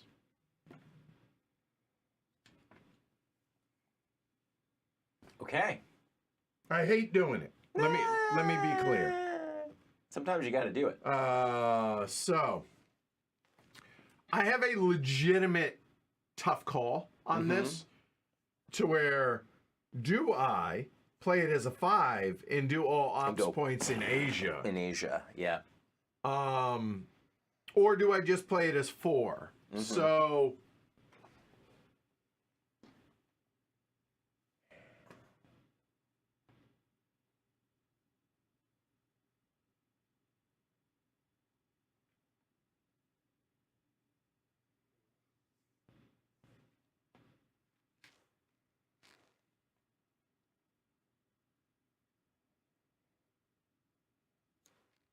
oh, I guess I could do. Oh, that's a... Oh, wait a minute. Wait a minute. Oh, I don't like that you're excited. I may have found a way out of jail. Sorta. So you know what I'm gonna do? I'm just gonna use it as 4, Yeah. not 5. That's what I did last turn. So we're gonna go. That's 2 of it right 2. there. Yep. Which now Flip flips that guy that over. Yep. That's 2. That leaves me 2 more. It does.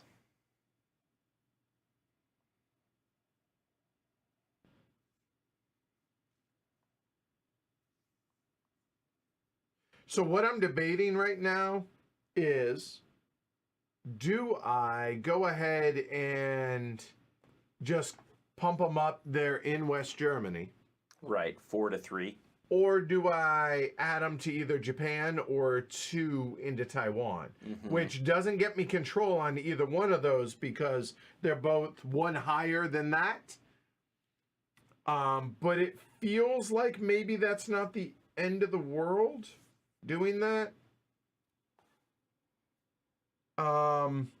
So, you know what? I'm actually going to go ahead and put 2 into Japan and make that a 3. Again, I am managing. So this game You're managing a tough. Yeah, this game is all about making lemonade, right? Because my hand, that was a huge mistake I made at the beginning. So okay, lesson learned on that, and I misread a card. Fine. Yep. But outside of that, like there are things that have been done to me or that have been dealt to me that I am just trying to manage as best I can. So China card back. I have an idea. In her proper place. It's a second action round for the USSR. Right. So we're both at 1 and you're at 2 now. Okay. Yep. All right. So. Yeah, I think I'm pretty proud, of my plan, but it's got to work. Right. Right. Roll's got to work my way too. So, all right, what you got? All right. So, I'm going to play Special Relationship. Okay. So I'll let you trigger this first. So what it says is, if the UK is U.S. controlled but NATO is not in effect. That is the situation. Yep. The U.S. can add 1 influence to any country adjacent to the U.K. Okay. All right. So let's go look here. So adjacent to the U.K. is Norway, Benelux, or France, or Canada, eh? And it's a good idea to control Canada eventually. And we didn't touch on this right this second, but Canada is technically, for game purposes, a part of Europe. That's right. So here, I'll just go ahead and there you go. You know what? I just realized probably ought to do it like that. There you go, because that still gets all the Middle East. That'll work. Interesting. Let's go ahead and that's actually.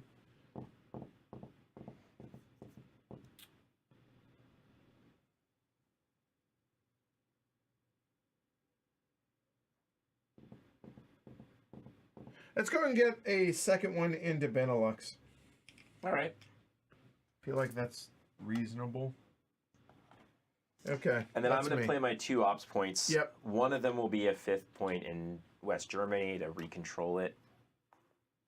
And then the other one will be a 2nd point in Thailand to get control there. Okay. And that's it. That one is coming on back for the for the reshuffle.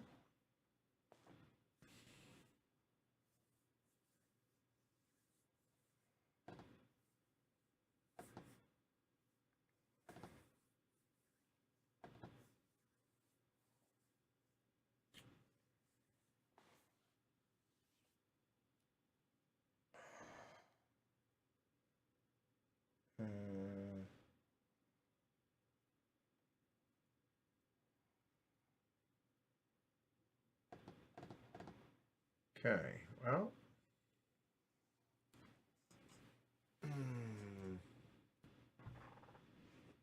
I hear you guys. I appreciate it. Oh, this is frustrating. Yeah, this is one of those times where, like, my hand is not great, but just based on your body language, I can tell it's not as bad as yours is.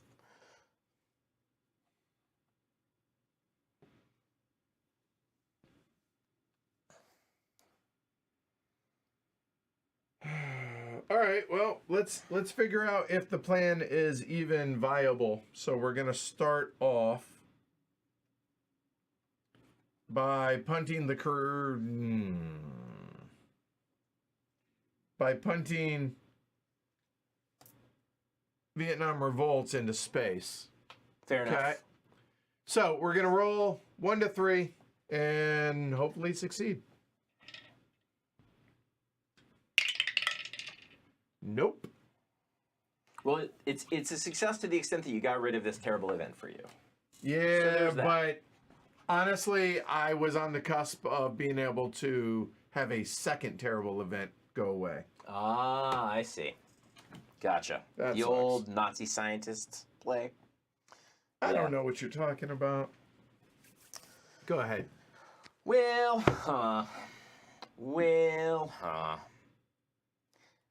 I mean, the board position is not bad for me right now. You think?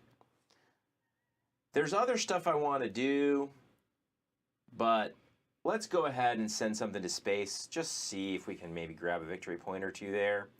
So this is not super urgent, but Just, on the space race track. Remember how I told you it's important to control Canada?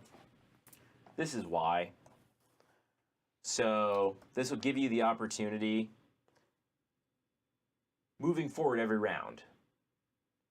If you control Canada, when DEFCON drops to 2, you just get to put an influence in a country. Oh, God! So 1 influence in any country already containing U.S. influence. Wow. So it only works until Quagmire gets played for the events. Ah. So All right, so space race. So I'm going to space it. It's not, I mean, that it's would a have been card great. I might not normally space, but Don't worry, it's going to succeed. given the position, So what I'm number gonna do you it. want? I want a 2. Okay.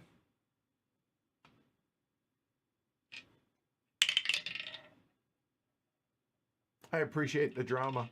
Fails. Yeah. Space is hard. Space is hard. So that was actually third your for third, me, and this yeah. is my third. Did I mention I'm gonna forget that? Okay. So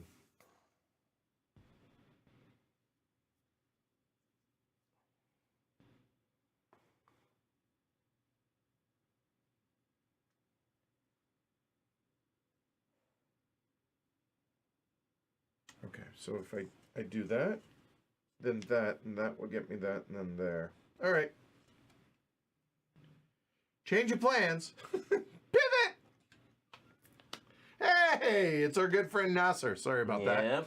Add 2 Soviet influence into Egypt and remove half rounded up of all the 0 influence for the U.S. into Egypt. So you're going to trigger the event first, or do your go op ahead. first? No, go ahead. Okay. There's Don't mind if I do. There's nothing I can do about it. So I get 1 up. No, that one goes over here. Oh, thank God, yeah. That's fine. No, that's where it belongs. That's fine. I'm fine with that.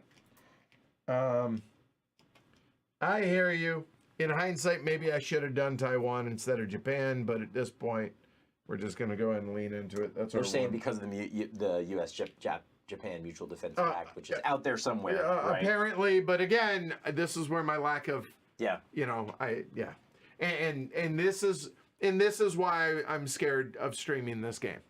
This is a perfect example. You're doing fine though. Like this is a you're playing a tough hand pretty well. All right, you're up. Okay.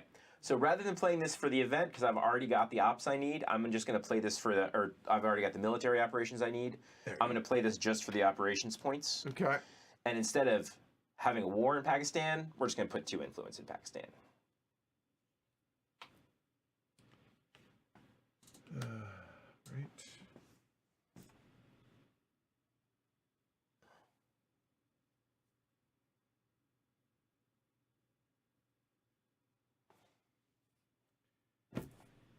It's not going to get better.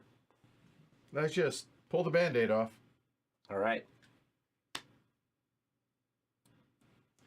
Korean War. North Korea invades South Korea. Roll 1 die and subtract 1 for every U.S. controlled country adjacent to South Korea. I would like to point out There is one. There is one now, which is Japan. Could have been Taiwan. Fine, I hear you, but Sure. it was effectively the same. Yeah. And I already had influence in Japan, so there you go. And it's a battleground and blah, blah, blah. I mean, Right, yeah. Asia scoring's coming up. Yeah, at some point. So anyway, he's going to subtract 1 from that. Yep. So on a modified die roll of 4 to 6, Yes. he is going to place. He's going to get 2 on the military ops. Yep. And he gains 2 victory points and replaces all U.S. influence in South Korea with USSR influence. Right. So 1 in 3 chance, basically. I got to roll a 5 or a 6. he has to roll a 5 or a 6, which we've seen this story already. And then I'm going to get 2 ops. Go. You're going to get 2 ops? Yeah, well, I'm not playing it for the event. Oh, right. I'm going to get 2 military ops. Yeah, well, here you go. Fine. But yeah. That'll work. Literally, that's a tough one. So in the game we played before, it's brutal. The rolls mostly went your way. They have all gone my way. That is tough. On the bright side, it's not coming back. On the downside, you only need it once. Don't forget your ops. That's fine where it is. I did that on purpose.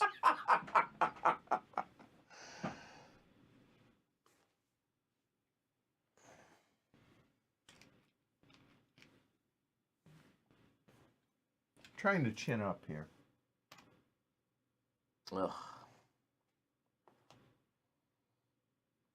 That cost me 2, correct? It did. Because it was controlled. You got it. That's me. We're having fun, aren't we? Woo! That was 4-4, right? Yep. You're on to 5. Glory to Rome.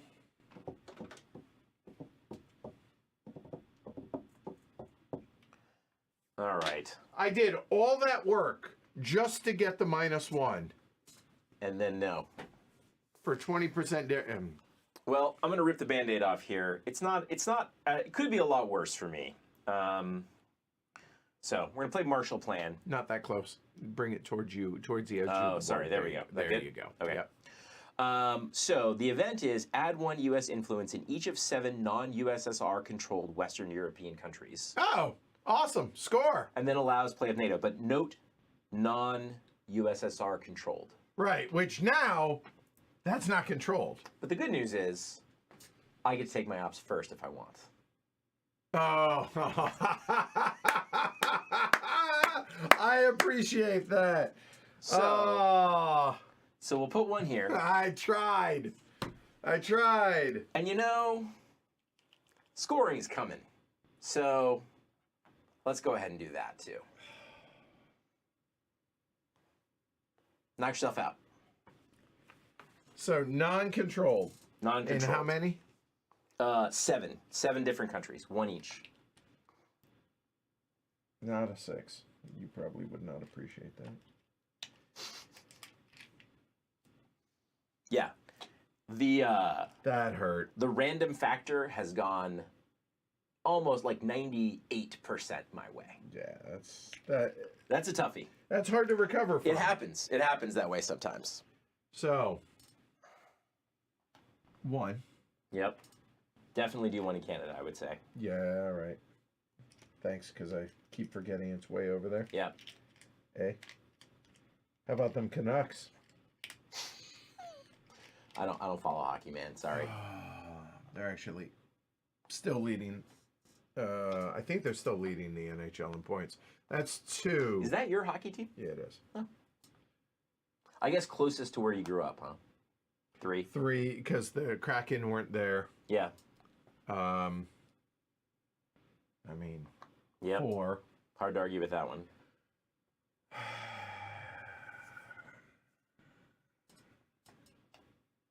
5.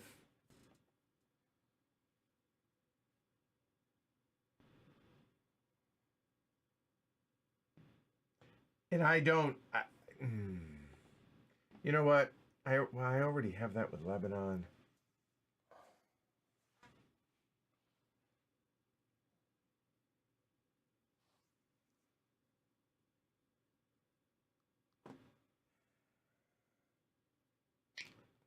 I don't have a good reason to pick anything in particular at this point.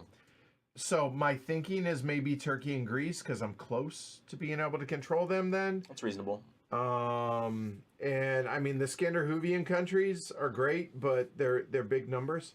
So I think we'll go Turkey and Greece. Again, don't have a real good like that was a killer. Not gonna lie, that was a killer. Well done, you. And yeah, you get to do the ops first, so that's out of play. At least there's that. Yep. And so it isn't. It's so one thing that matters though is that it's one of the cards that makes the NATO live. Yes. So we should. I mean, if you want. Go ahead and like. It's Marshall Plan. So so Marshall Plan is out there. A moment while there it is. Okay, and I'll flip it over because. Yeah. There you go. It allows NATO. So there you go. So for those at home, you can take a look at that. Oh, Turkey and Greece were the obvious pick. Thanks, Graham. For making me feel stupid, but also supporting that. I appreciate that. Thanks. Turkey and Greece are good. All right. Yeah. So I also am a huge Portugal-Spain guy because I like access to Morocco. So. Right. All right. This is not going well for me.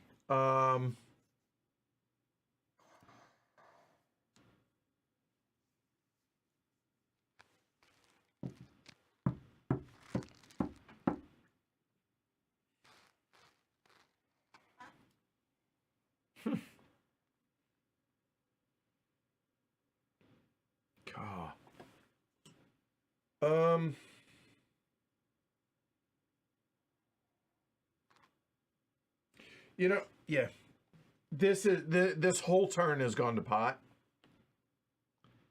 So we're gonna play. Come on, stop this.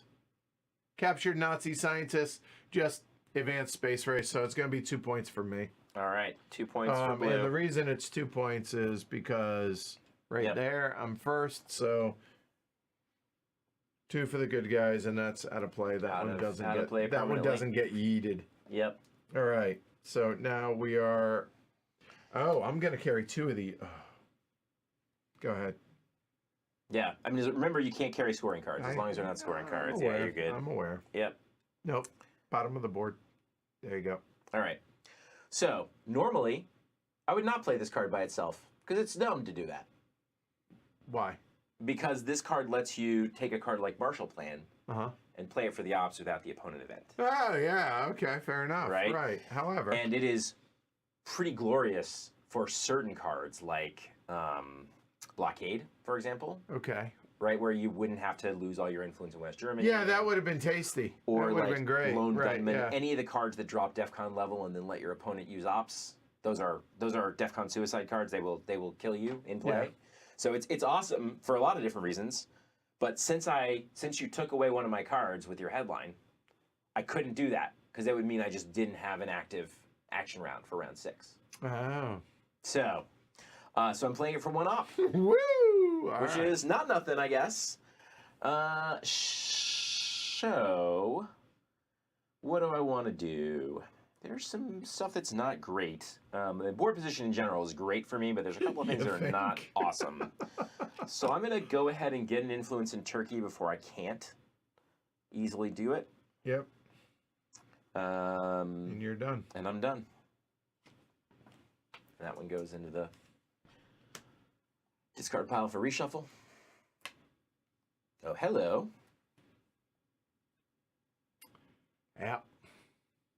So, I can't talk about how badly you thwarted and the die rolls, but I will. Yeah. I will later. Okay, we'll talk about this. So let's just go ahead and throw this up there in Europe. There it is. All right. So, start off with, we both have presents. I have either of those, and I have Italy, which is a battleground. Yeah, you only need one. You have Romania and count. It doesn't matter. Yeah, 5 to 3, and I have 1 all-important non-battleground. Yep. So he has domination. I have domination, so that's -4 for you. Yep. And then we compare battlegrounds. I have 4, you have 1. So that's another -3. Yeah, so that's 7 points. 7 points in total. Yep. That's 4 and 3. Yeah, once blockade triggered, it was always going to be bad. Well, no, No? there were no.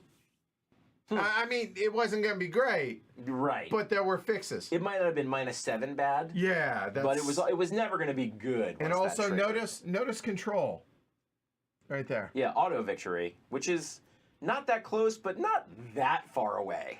Also, He needs Italy. and that's it. Yeah, not far. Yeah. But Aren't you glad you over controlled Italy now? yeah, just everything I did that turn, everything Was working on this. was working on that and the Korean War.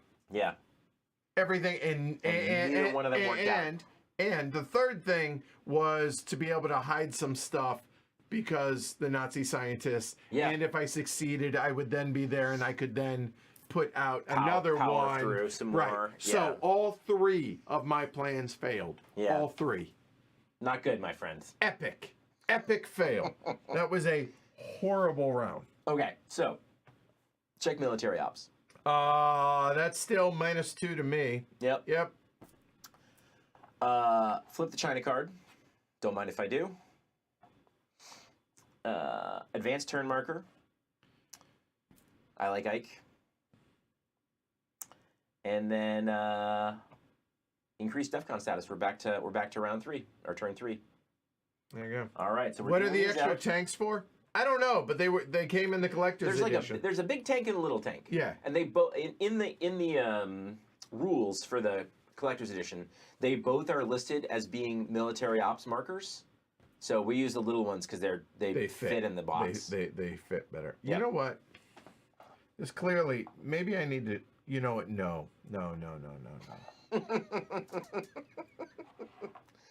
Okay. All right. See where your head's at. Did you fix your tanks? Yeah. So it's a known problem that the barrels on the tanks will break off. Yeah. And both of the barrels on the American tanks broke. Maybe that's a problem. Yeah, Maybe it was I didn't. sign of things to come. Yeah. So yeah. All right. I'm going to now deal out cards. You're going to get 6. I'm going to get 8. And in the middle of this, we're going to get these cards back. Yeah. So I'll start shuffling. And importantly, we know that in this deck, The Asian scoring and the Middle East scoring. yeah. So 1, 2, 3, 4, 5.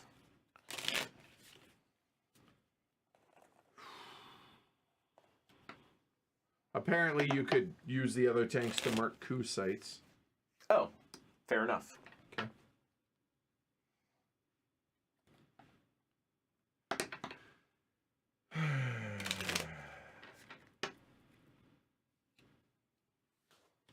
All right, cut.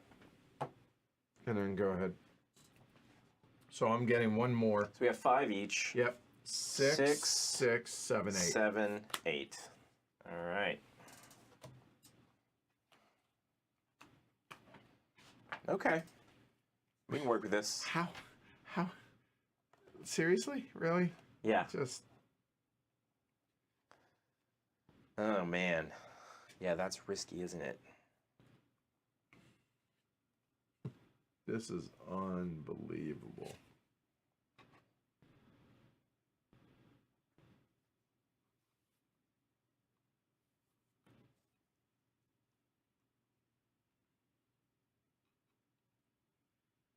All right. Look down again.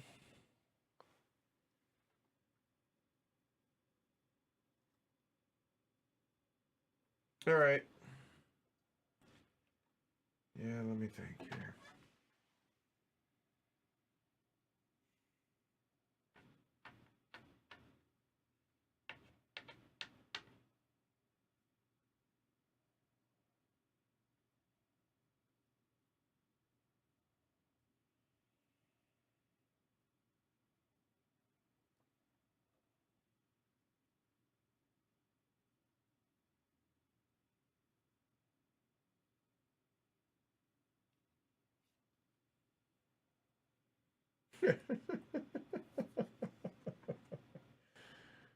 Oh boy.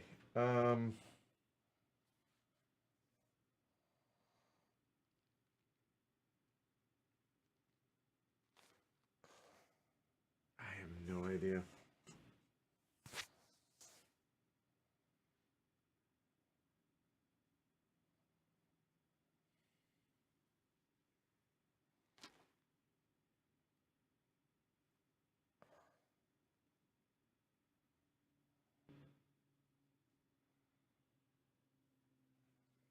I have no idea what to do here.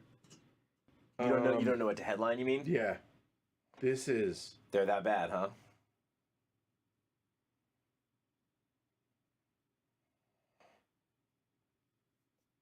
Wow. I feel like this is doing a Twilight Struggle a disservice. It's so one-sided right now. This will happen sometimes. I mentioned I have 50 plays in, and I've mostly played with one other guy. So our skill level is like exactly the same, and we know each other's play styles well. And sometimes you just get pasted. It is a mode of the game. Is one player gets butt kicked. Ready to rock? It is humbling. Oh. Cambridge 5 and CIA created. Yep. Well, that's a much better card for you to play than for me to play. That card scares the ever-living hell out of me. So, that's a DEFCON suicide card. Yeah, honestly, I've been... So, okay, here, trigger yours, then we'll talk about mine, and I'll explain some things about it. So, show me Middle East. What is this? The U.S. player exposes all scoring cards in their hand. Yeah. So, sad that there's no Europe there. And then I can add one influence in any single region named on one of the cards. My choice. So you can add one influence somewhere in the Middle East? Somewhere in the Middle East. Okay. And so, like, I'll hear arguments for Libya. That's not a bad idea. It's nice to be able to add an influence in Jordan or Lebanon without paying the extra freight. Yep. Right? So I could do that as well. You know, I'm not going to get cute. Libya is what I want the most, so I'm going to go there. Okay. So that's mine. It's done. Back into the discard. All right. So CIA created.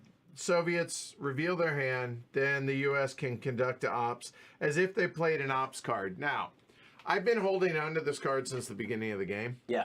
And I was hoping to be able to use it as a auto win card. And what that is if Ken plays an event, right, a headline that allows him to coup. Yes. Or do any ops. Or do any ops. You're going to go after. You're going to go. I will go after because it's a one ops card. So he would likely coup. That would drop down. Yeah. And then, as if I played a one ops card, I would coup. But see, you'd be the phasing player when that happened. Oh.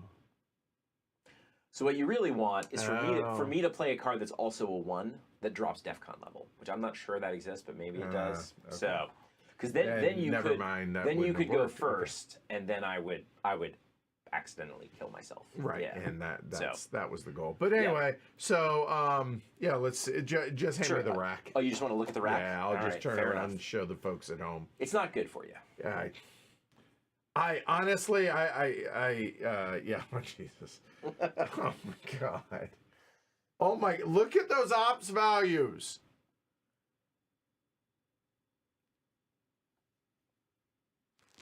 Brutal. Well, we're going to be able to probably call the game after this round, so there's that. So you've got an op, and arguably, cooing Iran is the jam for you, right? I guess so. So it's one op. Iran is 4.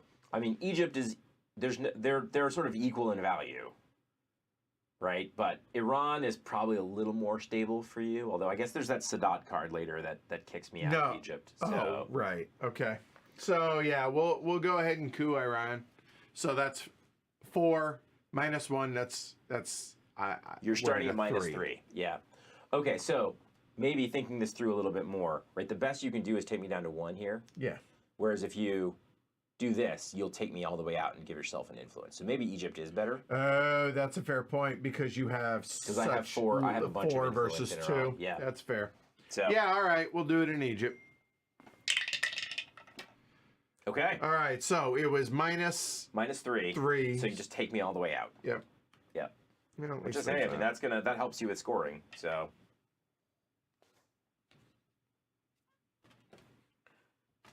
So, I am not a greedy person. I need to just go ahead and get what I want to get. I just need to think for a second about whether you can mess me up in the Middle East enough to not score some. Oh, that was a coup, by the way. Yes, it was. And you score 1 military out. I'm on the board. It's the bigger tank. Congratulations. Yep. Thanks, y'all. So, yeah, I think what I'm going to do, play U.S.-Japan Mutual Defense Pact. The U.S. gains sufficient influence in Japan for control. And there it is. Congrats. Yeah. USSR may no longer make coup or realignment rolls in Japan. So you can put a effect marker out there. Yeah. What one is that? That is U.S. Japan. Yeah. All right. Let me find that spot. U.S. Japan right there. There we go. That one is on the board. All right. So, but see, how many ops is that? 4. Yeah, you wouldn't have punted that into space. You would have done that. So, and that right there is the reason why I should have gone Taiwan instead of Japan. Exactly right. So okay, lesson learned. So be it. So, okay. so I'm going to take the 4 ops. Yeah, I got it backwards, by the way. That I want you to play the CIA card, not the. Yeah, so you would love it if I. I was thinking about it. CIA card is an absolute nightmare for me. So yeah, I'm going to take back Egypt. I'm going to go ahead and take Libya. Yep. While I can. That's 3 of my 4 ops. And then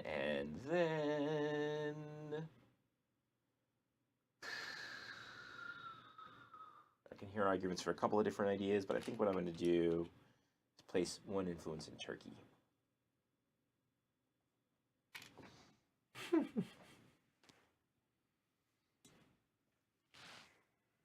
And that event is out of the game. And I miss it already.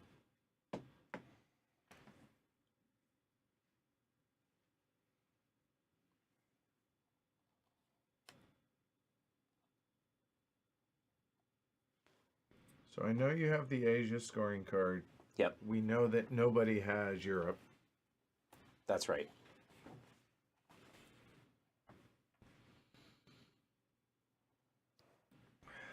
That's so bad.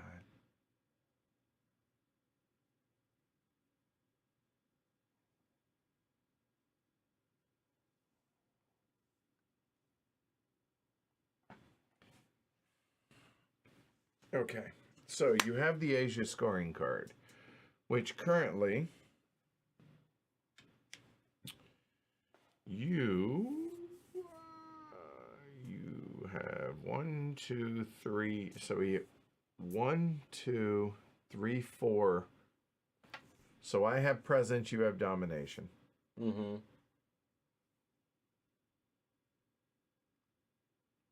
In Middle East,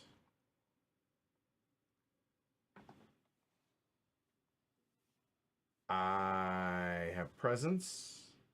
You have domination. Yes.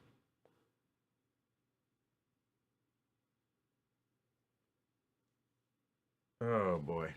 I don't know, like, am I going to be able to do anything with my hand? I don't think I am. So you know what? Yeah. I don't. You don't see how you can improve it. Well, here's the thing. So you could take Israel, right? Then you're scoring a point there. I don't think, given my hand. Yeah. And given Yeah, given my hand, I don't think that's worth it. It's viable. I don't think it makes sense. So I might as well. It's only going to get worse because if I'm going to, no matter what one I focus on, Right. I'm losing ground in the other. So I Yeah. might as well just get this done, and now I don't have to worry about it. Fair enough. That's honestly, that's what it comes down Then to. you could focus on Asia. Yeah. Or maybe you score Asia right now, but at least then it frees me up. Think about other stuff. Yep. That's I'm in too bad of a shape everywhere. All right. So all right. So looking at this, we both have presence. Yep. You have domination because do. you have more battlegrounds and you have at least one. I But have suppose. more overall. Yeah. I suppose I could have tried to fight off Syria. Push Syria. Yeah. I probably could have done that, but nonetheless. So it is 5-3 plus 2 to you. You have 1, 2, 3, 4. I have none. So that's going to be net 6 for you. Yep. It's just. Yeah. It would have been, I guess, a net maybe 2 or 3 points, but Right. it just. I'm spread too thin, and my hand is absolutely atrocious. So that's me. Go. Yeah. Okay. I mean, again, not greedy. 3, 6. This I'm is the yeah. And I'm gonna go ahead and score Asia because Yeah. it's pretty good for me. Yeah. So, This is your second play. it's my second play. Yep. That's right. All right. So we both have presence. I Yep. have domination, You do. and so that's a +4. 1, 2, 3, 4. -1 is 3. So a So that's total of another 7. +7. Yeah. 7 puts it at 18. Honestly, I'm wanting you just to kill me at this I point. couldn't quite get there, but Um.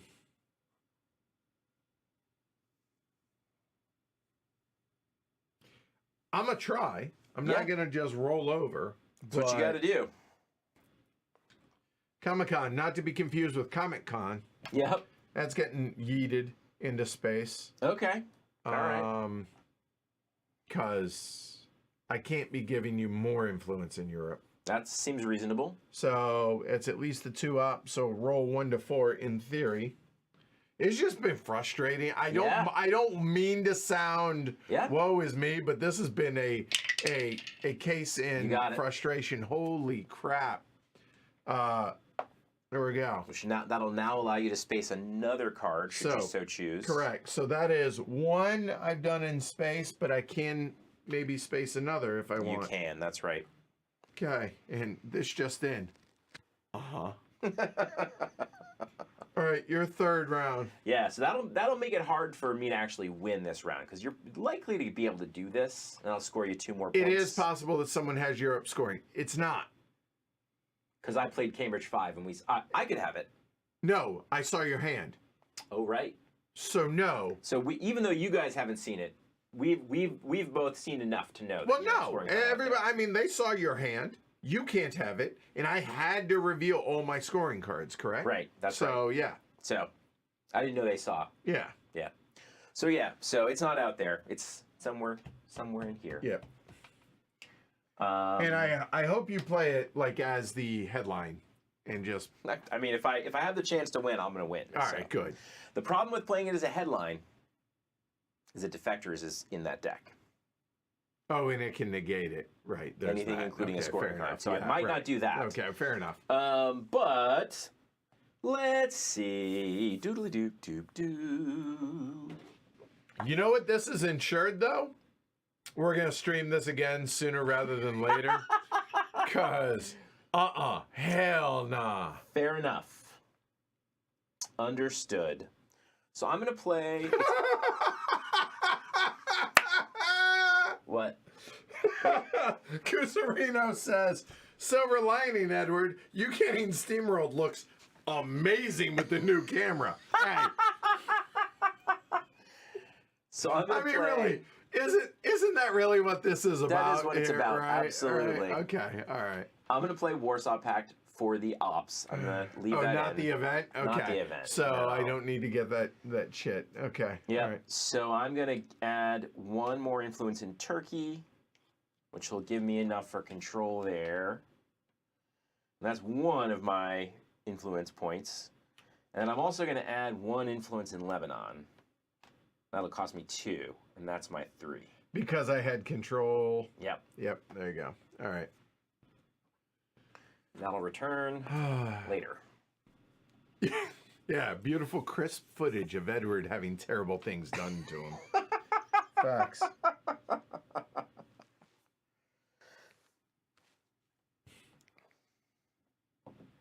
So, all right, look down for a second. Here's where I'm going to ask for some help. I can space race 1 more card. Which of those do I eat? I have no idea. Plus, it's gonna buys me 2 points if it succeeds, right? Yeah. Obviously. Yep.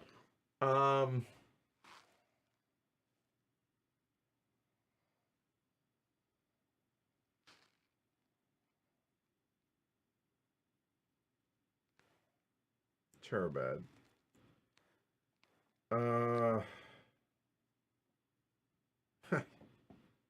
They're such small numbers.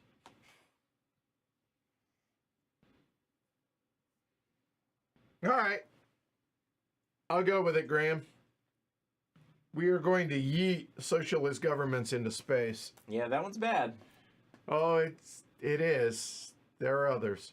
So we're gonna roll 1 to 3, and the only reason I can do this twice is because of that. There. So now I'm gonna go ahead and put this. Now, one other thing I should point out here with this, not only do you get the nice wooden box, but it also comes with wooden blocks. Where let me look here. You got a couple over there if you want to show. Well, just I mean, like those are nice. These, they're all thick and nice in that regard. So all of these chits, it's stickers that go on the wooden blocks. I haven't stickered them, so we're already doing an amalgamation of the two. So we're looking at a 1 to 3. Yeah, who was I kidding? But the important thing, I don't get the 2 points, which might have staved off you winning, but at least I didn't have to play socialist governments. So all right, so there's that. You know, this is a chance for me to win. Oh, please do. So I'm going to take it. Shoot me. I don't love it, but let's go for it. What do we got? I'm going to play Arab-Israeli War. Okay, walk me through it. A pan-Arab coalition invades Israel. Okay. Roll 1 die and subtract 1 for U.S. control of Israel. No. Nope. And every U.S. controlled country adjacent to Israel. That'd be Jordan. That's right. Who I've met King Hussein, by the way, but I digress. Cool. USSR adds 2 to military ops track. Okay, so there you go. Tank taking a lead. There we go. Yep. And then on a modified roll of 5 to 6, right? So it's a natural roll of 4 to 6, but because I have Jordan. Yeah. Right. I will gain 2 victory points, which wins the game, and replace your influence in Israel with my influence. So I need a 5 or a 6. All right, please God, put me out of my misery. 1 time. I think that is an appropriate use of a 1 time. Hammer and sickle for the win. Rolled a 1. Niet. Yeah, that was a niet. 1. Okay. So you got the 2 ops, but that's got the 2 ops, but that's out of the game. That's right. So, yep, felt like it was worth the risk at 1 and 3.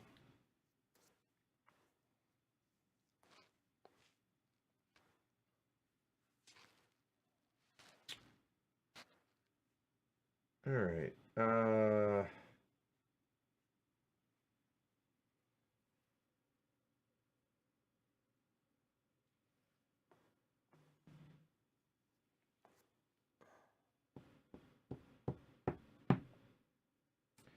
I know the plan there. Yeah. All right. We're gonna play a special relationship there, but not for the event. Just for the 2 ops. Yep. And the 2 ops, because I'm stubborn as hell, and I will not go softly into that sweet night. Just okay. That's 3. I see it. Let me have. Thank you. Got it. Okay. That goes into discard. That is 4/4. We're up to 5. You're up. Man, you never see this card not played for the event. But Except when you're trouncing me right now, yes. so there's almost literally not a target for Brush War right now Ouch. because Ouch. you don't control any countries with the low enough stability. So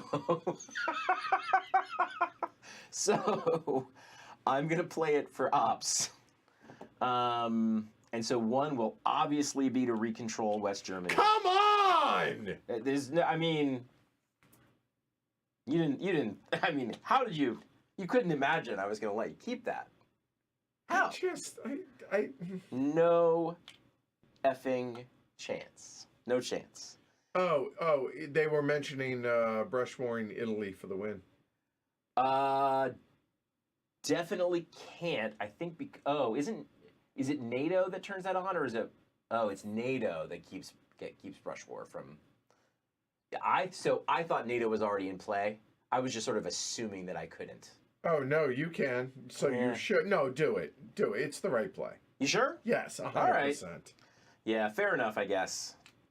I don't put that in West Germany. All right, fine. Well, no, do what you want.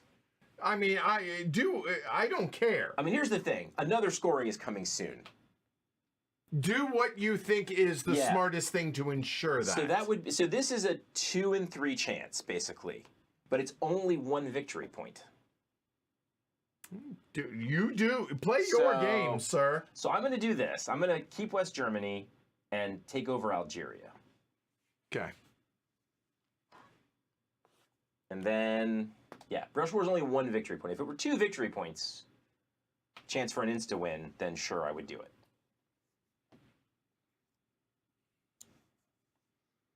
But I know my friend Edward's got some good cards to help me over there.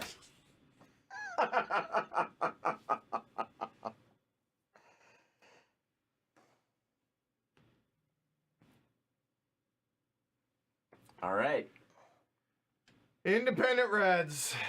Now, I could add sufficient U.S. influence in either Yugoslavia, Romania, Bulgaria, Hungary, or Czechoslovakia to equal U.S.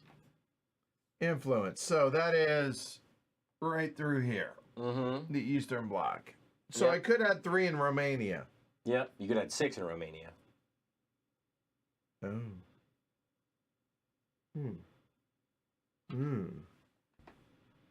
Does that make sense? It's a point for you, but remember, I have Warsaw Pact would take you out. Yeah. Right. There's several cards that take you out. So I mean, I think it depends on the situation in the game. Sometimes it absolutely makes sense. Like if you were holding Europe, which clearly I am not. Yeah. You're very stubborn.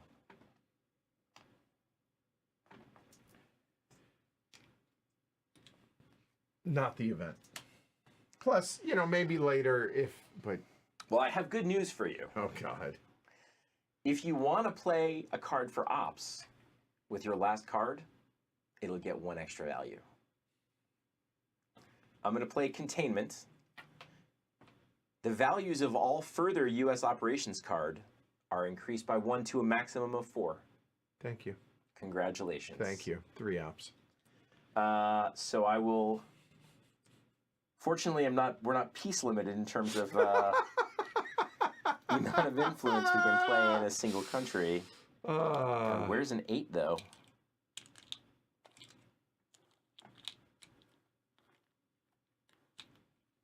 Do you normally see, any of these tit-for-tat wars? Yeah. Sometimes. Usually you want to try to strike when you can...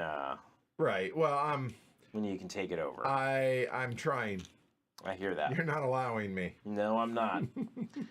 So we'll do... Yeah, 5 and a 3 is fine. Yeah, fair enough. All right, so... Don't prolong.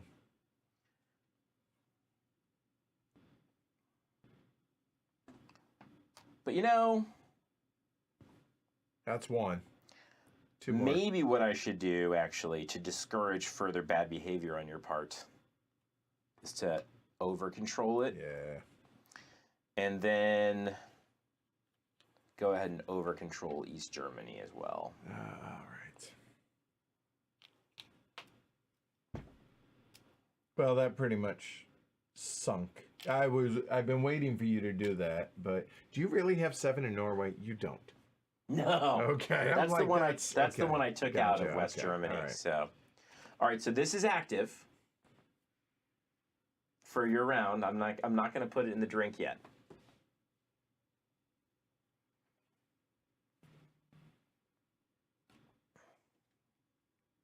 I've been trying. Oh, sorry. Come on, get. Oh, sure. That's a great one for you. That's why we've been going tit for tat. Sure, I get it.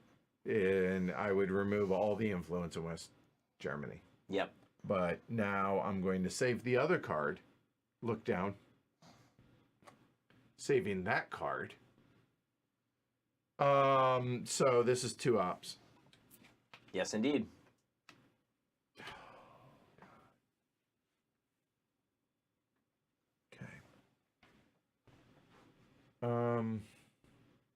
I don't know.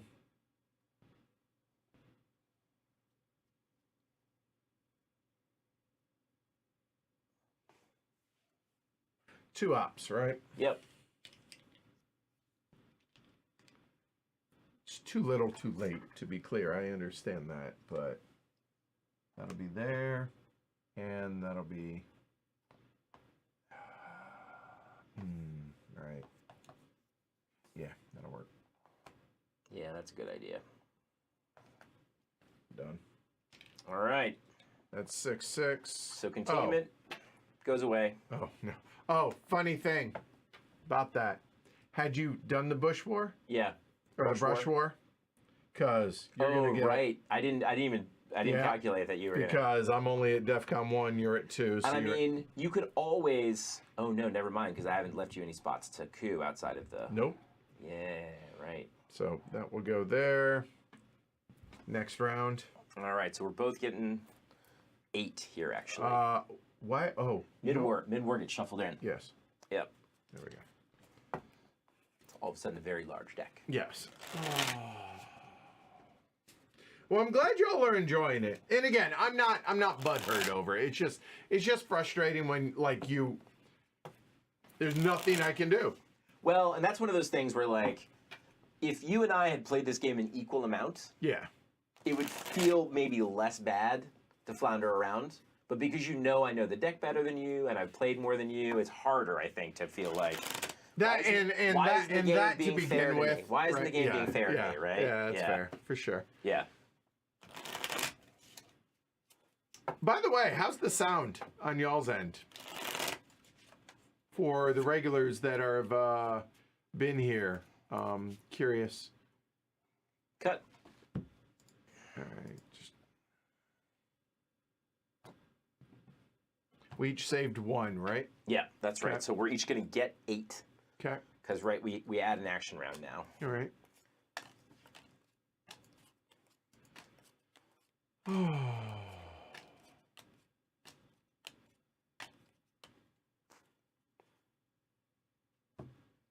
Yeah, the pick's always better on Twitch because it's just Twitch cares more about live streaming than YouTube. But that said, that's a on their end, not a my end thing. So good, cool. Yeah, no, I appreciate it. Makes it so much sweeter when you pull a comeback win. So you're saying there's a chance? I don't know. Good luck, friend. Yeah, just put me out of my misery quickly if you can.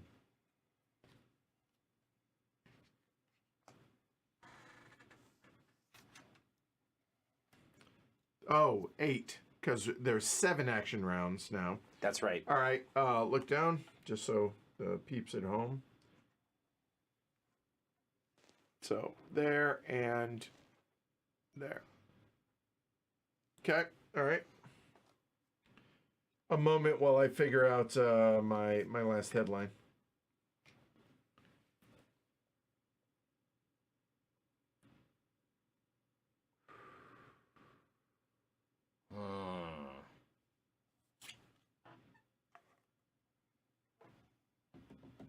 Yeah, I think that... I didn't even look at the rest of my hand. I think it's just that. Well, hold on.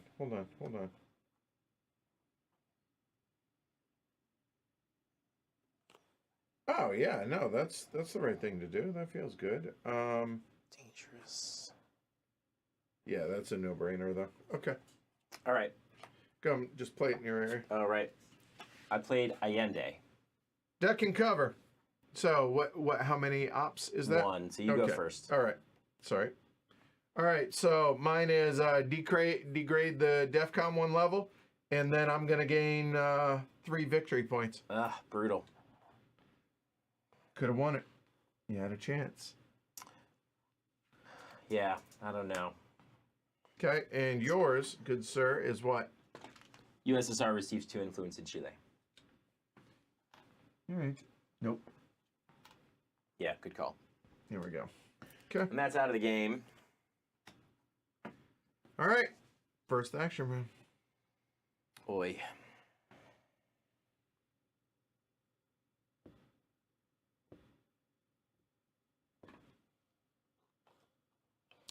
Well, I'm going to let you play this powerful event. The Alliance for Progress. Yeah. Okay. U.S. gains 1 victory point for each U.S.-controlled battleground country in Central and South America. Hold on. Let me score it. Okay, done. And then, let's go ahead and control Chile and Argentina. That's 3 total. Yep. 1, And 2, 3. Argentina. Yeah. Yep. Got you. Take that. Yep.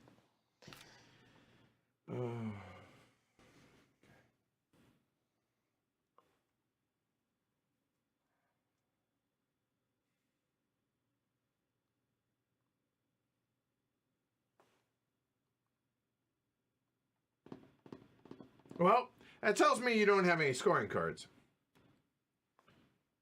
I assume you would have done so.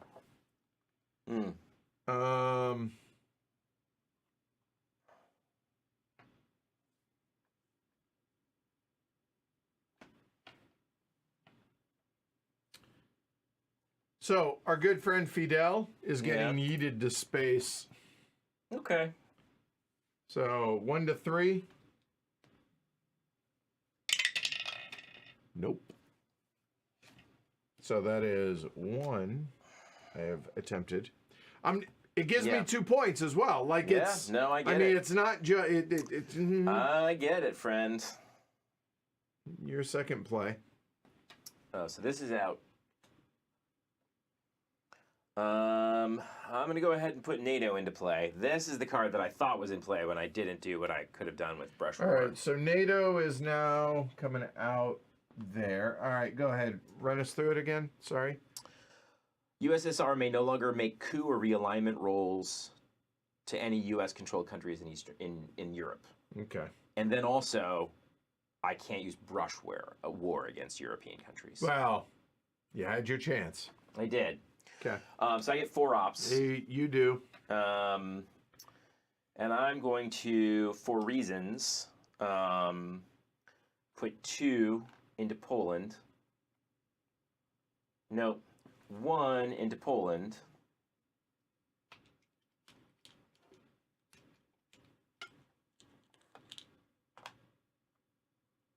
And 3 into Morocco. Oh. Yeah, it's possible he has a South American. Yeah, okay. That's a good point. All right, you're done? Yep. Okay.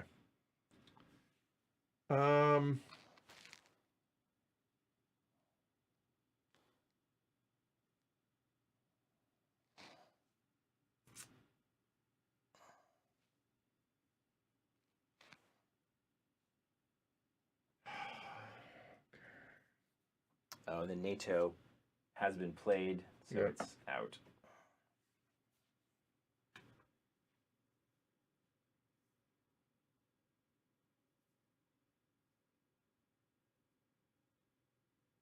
Okay. Might be too late. Panama Canal return. Influence in Panama, Costa Rica, and Venezuela. Yep. So Panama, Costa Rica, and Venezuela. So Venezuela, Costa Rica, and Panama. That's out of play. All right. And so now I have... And that is you're going into your third. So now I actually will win. Okay. So I needed a second to protect myself here and to give myself 1 and 1. And so I could play Africa scoring. Yeah, all right. Which means I have domination in Africa.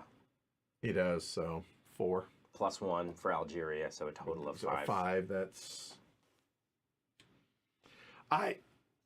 Too much to do. Workers of the world unite. Oh yeah, I didn't get the NATO influence for NATO. Was I supposed to? NATO influence? It's moot, but no. Okay. No influence on the card. I mean. Okay. Yeah. All right. Well, thanks for the whooping. Thoughts on Twilight Struggle?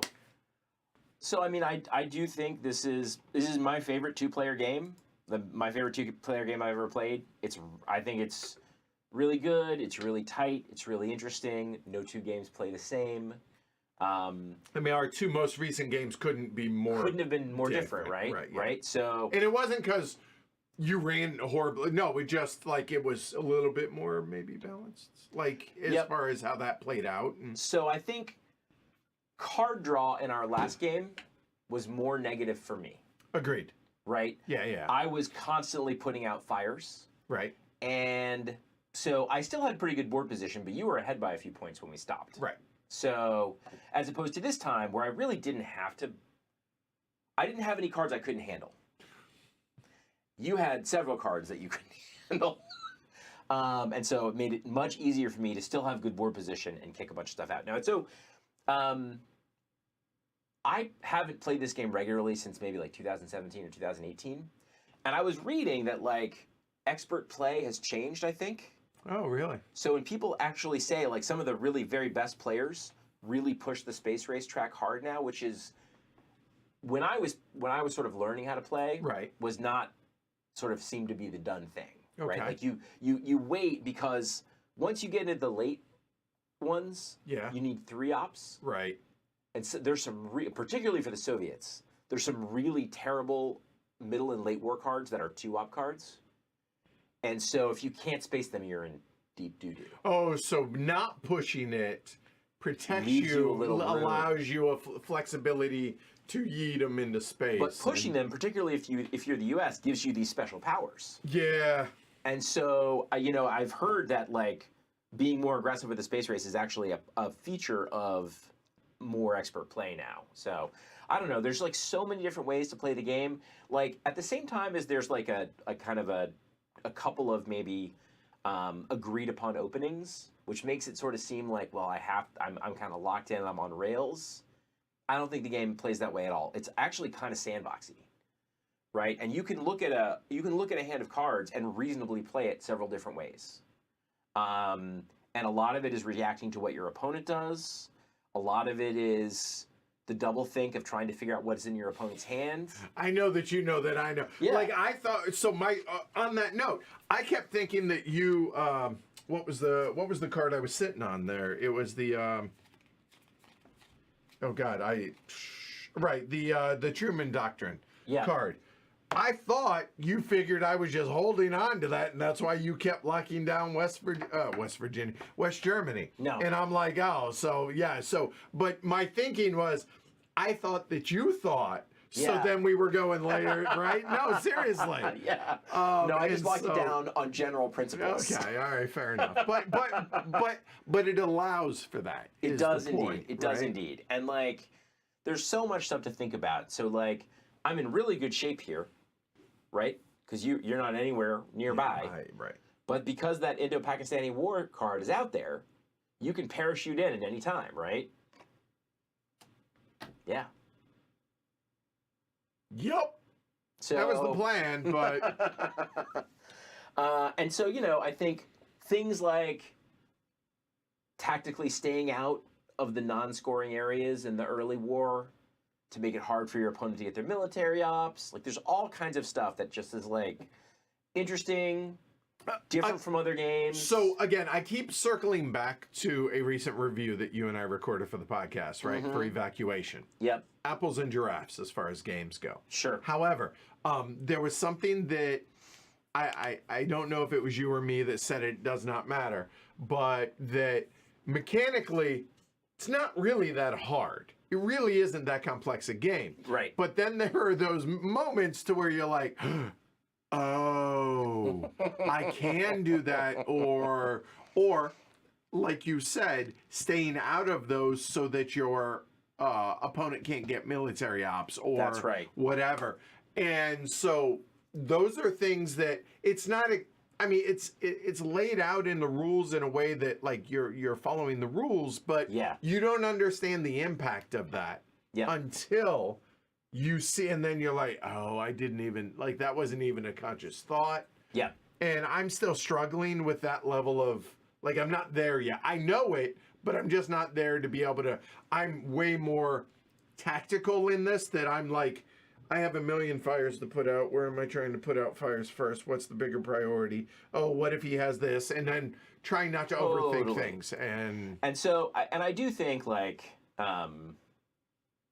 there's just no question that there's no replacement for reps. Yeah. Oh, in terms of just like feeling more comfortable with that stuff. Yeah. But the game, it's not chess, right? Like there's some randomness to it. Sure. And so sometimes that randomness draws, can, right? Sometimes that randomness can mean that players that are not at equal experience levels can hang together pretty well. Sometimes it means a person with more experience is going to crush even harder. Hi.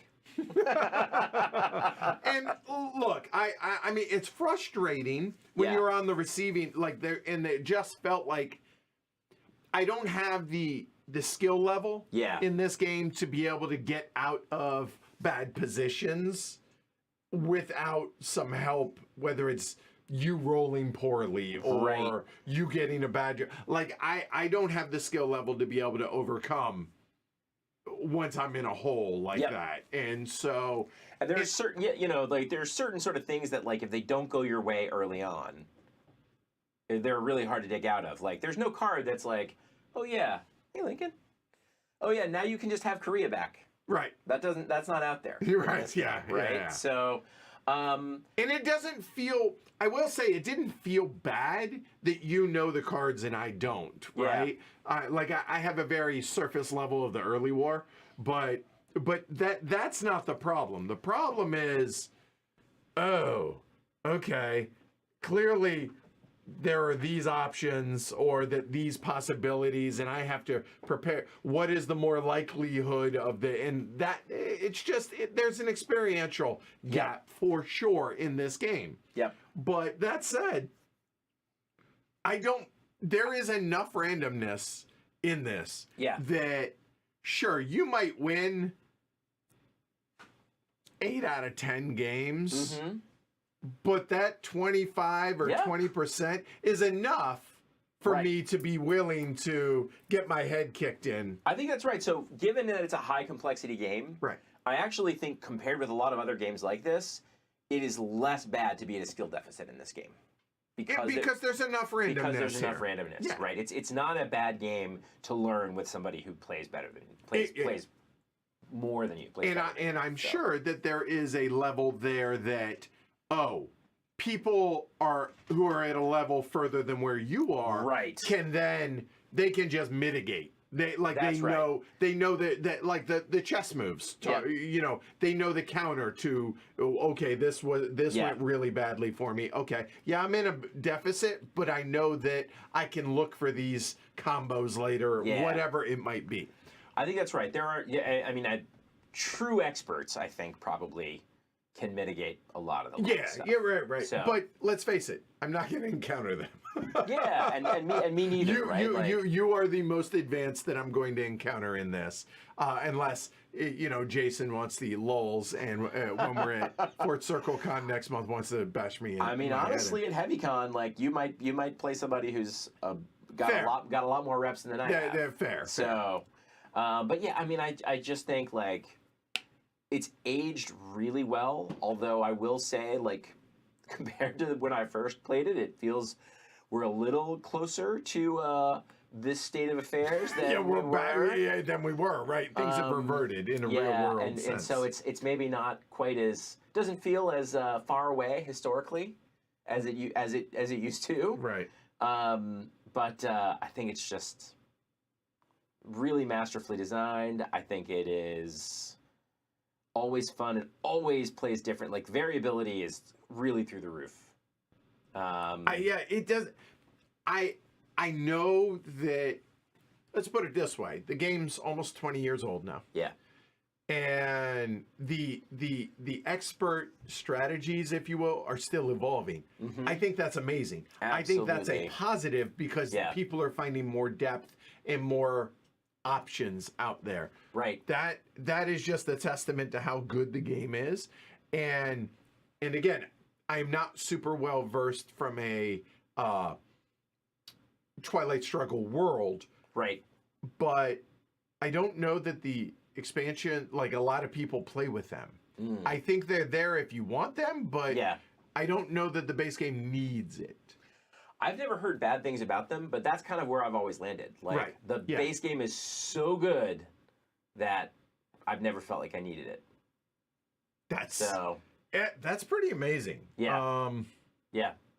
I do love the production on the board for the collector's edition. So the really fancy bits, right? And the board. This board is just a lot prettier than the board that comes base in the game deluxe edition. Yeah, I like the board a lot.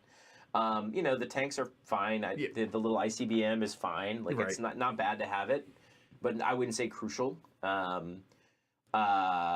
We're sort of two minds about the blocks. So that's something I was going to talk about is okay, and it's not even from a streaming standpoint. This is from a functional standpoint. All right. Yep. So again, in the collector's edition, right? Like it's got a fancy box. Yeah. It's got nice artwork on the board. The interesting thing is the board is like darker blue than lighter blue, which plays havoc for the camera. Not great for the camera, but so. These are, in theory, really nice bits, right? So let me go ahead and bring it over. There you go. Right? So, I mean, you got the wooden blocks and all that. But here's the problem. Is that, now, the camera is at a better angle than where my head is. Yeah. I can't see the two where I'm sitting on Somalia. Now, if you're high-level play, Somalia you already know what the it's a 2 stability levels are for. And the other thing, the other downside to this is that is control, that is influence. I think that is super clean and ideal. Agreed. The solution in the collector's edition, that is influence, that is control. It's just clunkier. I mean, I like the way the pieces look. Right. But I would agree. I don't think they're as usable. Right.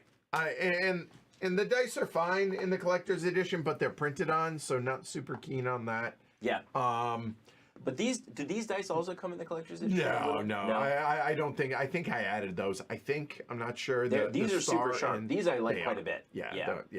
But what I was gonna say is, in all seriousness, I would say the deluxe edition, or if you just are in the mood to light some money on fire, or if you have a copy and are willing to send it to me so we can stream it and I'll send it back.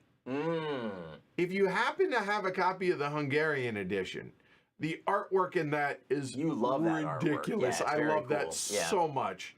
It's got kind of like a distress look. To yeah, the board, it's right? like a dystopian, like Fallout feel to it that is amazing. And I have been inactively looking for a copy of the Hungarian edition. So if anybody has one, either wants to just gift it to Heavy Cardboard and we'll stream it, or just loan it to us, that would be cool too. But that said, the collector's edition is fine. And I think the backs of the cards are different as well. These those are nice. Yeah. The backs. Also, I think a lot of the art is different. These are not necessarily pictures I recognize. So really? It's different photos in a lot of the cards. Okay. Right. So they're updated in a lot of ways. Like I think the cards are like the graphic design is like a little sharper look to it. Okay. So, but honestly, the deluxe edition. I mean, I've been playing the deluxe edition for a decade, more than right? 10 years, and it's amazing. Yeah. So. Okay, and Graham says turn zeros for the lulz, not for the balance play. So, yeah, not just the block. Look, I much prefer like wooden bits to chits. Like that would be great. But from a functional standpoint, they just block. Yeah. Too much line of sight, and I'm not a fan of that. So that's why we wanted to bust out the chits for the play. So anyway, yeah, I on a serious note, I would like to play it more. I'd like to stream it again. You can talk me into it anytime. Okay, good. Yeah, we could do this more. We could try turn zero, try to mix in some of the other variants. Sure. So let us know what y'all think and what y'all want to see outside of the Hungarian edition that I'm really, really hoping somebody pings me. Email me. That'd be awesome. heavycardboard@gmail.com. Right on. Or contact at heavycardboard.com. So that's it. That's Twilight Struggle. I mean, truly a Hall of Fame game. Really is. I mean, was number one. I don't understand how it got to be number one, considering Nishi. And it's a two-player game. Yeah, like. But I think it's one of those games that war game players and Euro game players can agree on. They can't agree what type of game it is. Is it a war game or a Euro? That's fair. Right. But they can agree that it's a great game. So there's. And if you're a war gamer, you probably can. Maybe even if you don't consider it a war game, you could still enjoy. You can still get behind. This totally. game, right? Yeah. So maybe that's why. Yeah. You know, I guess I probably wouldn't rank this game my number one, but I would say I don't think there are better games than this game. Does that make sense? Yes, and in fact. I think there's a top 10 list here of it's not my favorite game, but I can appreciate it being somebody's favorite like list like that. I think that's a fun list to try and come up with. Totally. But yeah, I totally see that. So yeah, there you go. That is Twilight Struggle. So big thanks to you for. Man. I mean, it's not exactly difficult. I understand. Not hard to get me to do it. Right. But happy to teach it. That was hopefully came across. Oh well. God, that I thought you did wonderfully at Awesome. that. I think that was super clear for folks. Okay. And thanks to everybody out there that watched it. Hopefully you enjoyed it. If so, do all the stuff, But the big thing, again, subscribe. We're trying to hit 30K today. I certainly would appreciate it. But yeah, like, subscribe, follow, depending on if you're on Twitch, YouTube, all that fun stuff. That's a wrap for the week. Good news. If the mics sound good, more are coming, so that's good. And a big thanks to our anonymous benefactors. New camera, we got a new mixer. Yeah. They're anonymous as far as I know. Yeah, but I know who you are, so thank you. And big thanks, because it is a massive improvement. I think so. And hopefully it's an improvement on y'all's end. Hopefully y'all are enjoying it as well. Hey, Steph. All right, cool. Hi. I appreciate it. Thanks to the support, all the patrons. Check it out, patreon.com/HHQ. That's a wrap. We'll be back next week with patron chosen games. It sounds like, because eventually we're going to hit 30K, right? Yep. So there you go. Really appreciate it. And I imagine I'm going to meet up with Jason Matthews. Last thing I'm going to say. Oh, cool. At Fort Circle's. I don't know the name, CircleCon maybe. Anyway, okay. the DC War Game convention that's going on early next month. Yep. I'm going to see Jason there, and I'm going to try and sit down, and if not, have an interview with him there. If not there, then schedule one remotely for when I get back here, either by himself or with Ananda. And I kind of want to dig into this and find out, like, what would you do different, or like how would you change it, or where if you made this game now, how would you make and maybe Imperial Struggle is part of that answer, right? It could be. I don't know, but I want to delve into that because again, I'm the world's biggest 5-year-old and wants to know the why of things, right? So yeah. Cool. All right. Awesome. Good, Andre. Hopefully that changes. Says I haven't watched in a while. Stream looks incredible. Appreciate it. Good. All right. That's a wrap. I'm Edward. Ken. Y'all have a great rest of your night. Thanks everybody for watching, tuning in, all that fun stuff. We'll see y'all next week. Later, y'all. I'm not gonna play like the Soviet national anthem. No, hell no.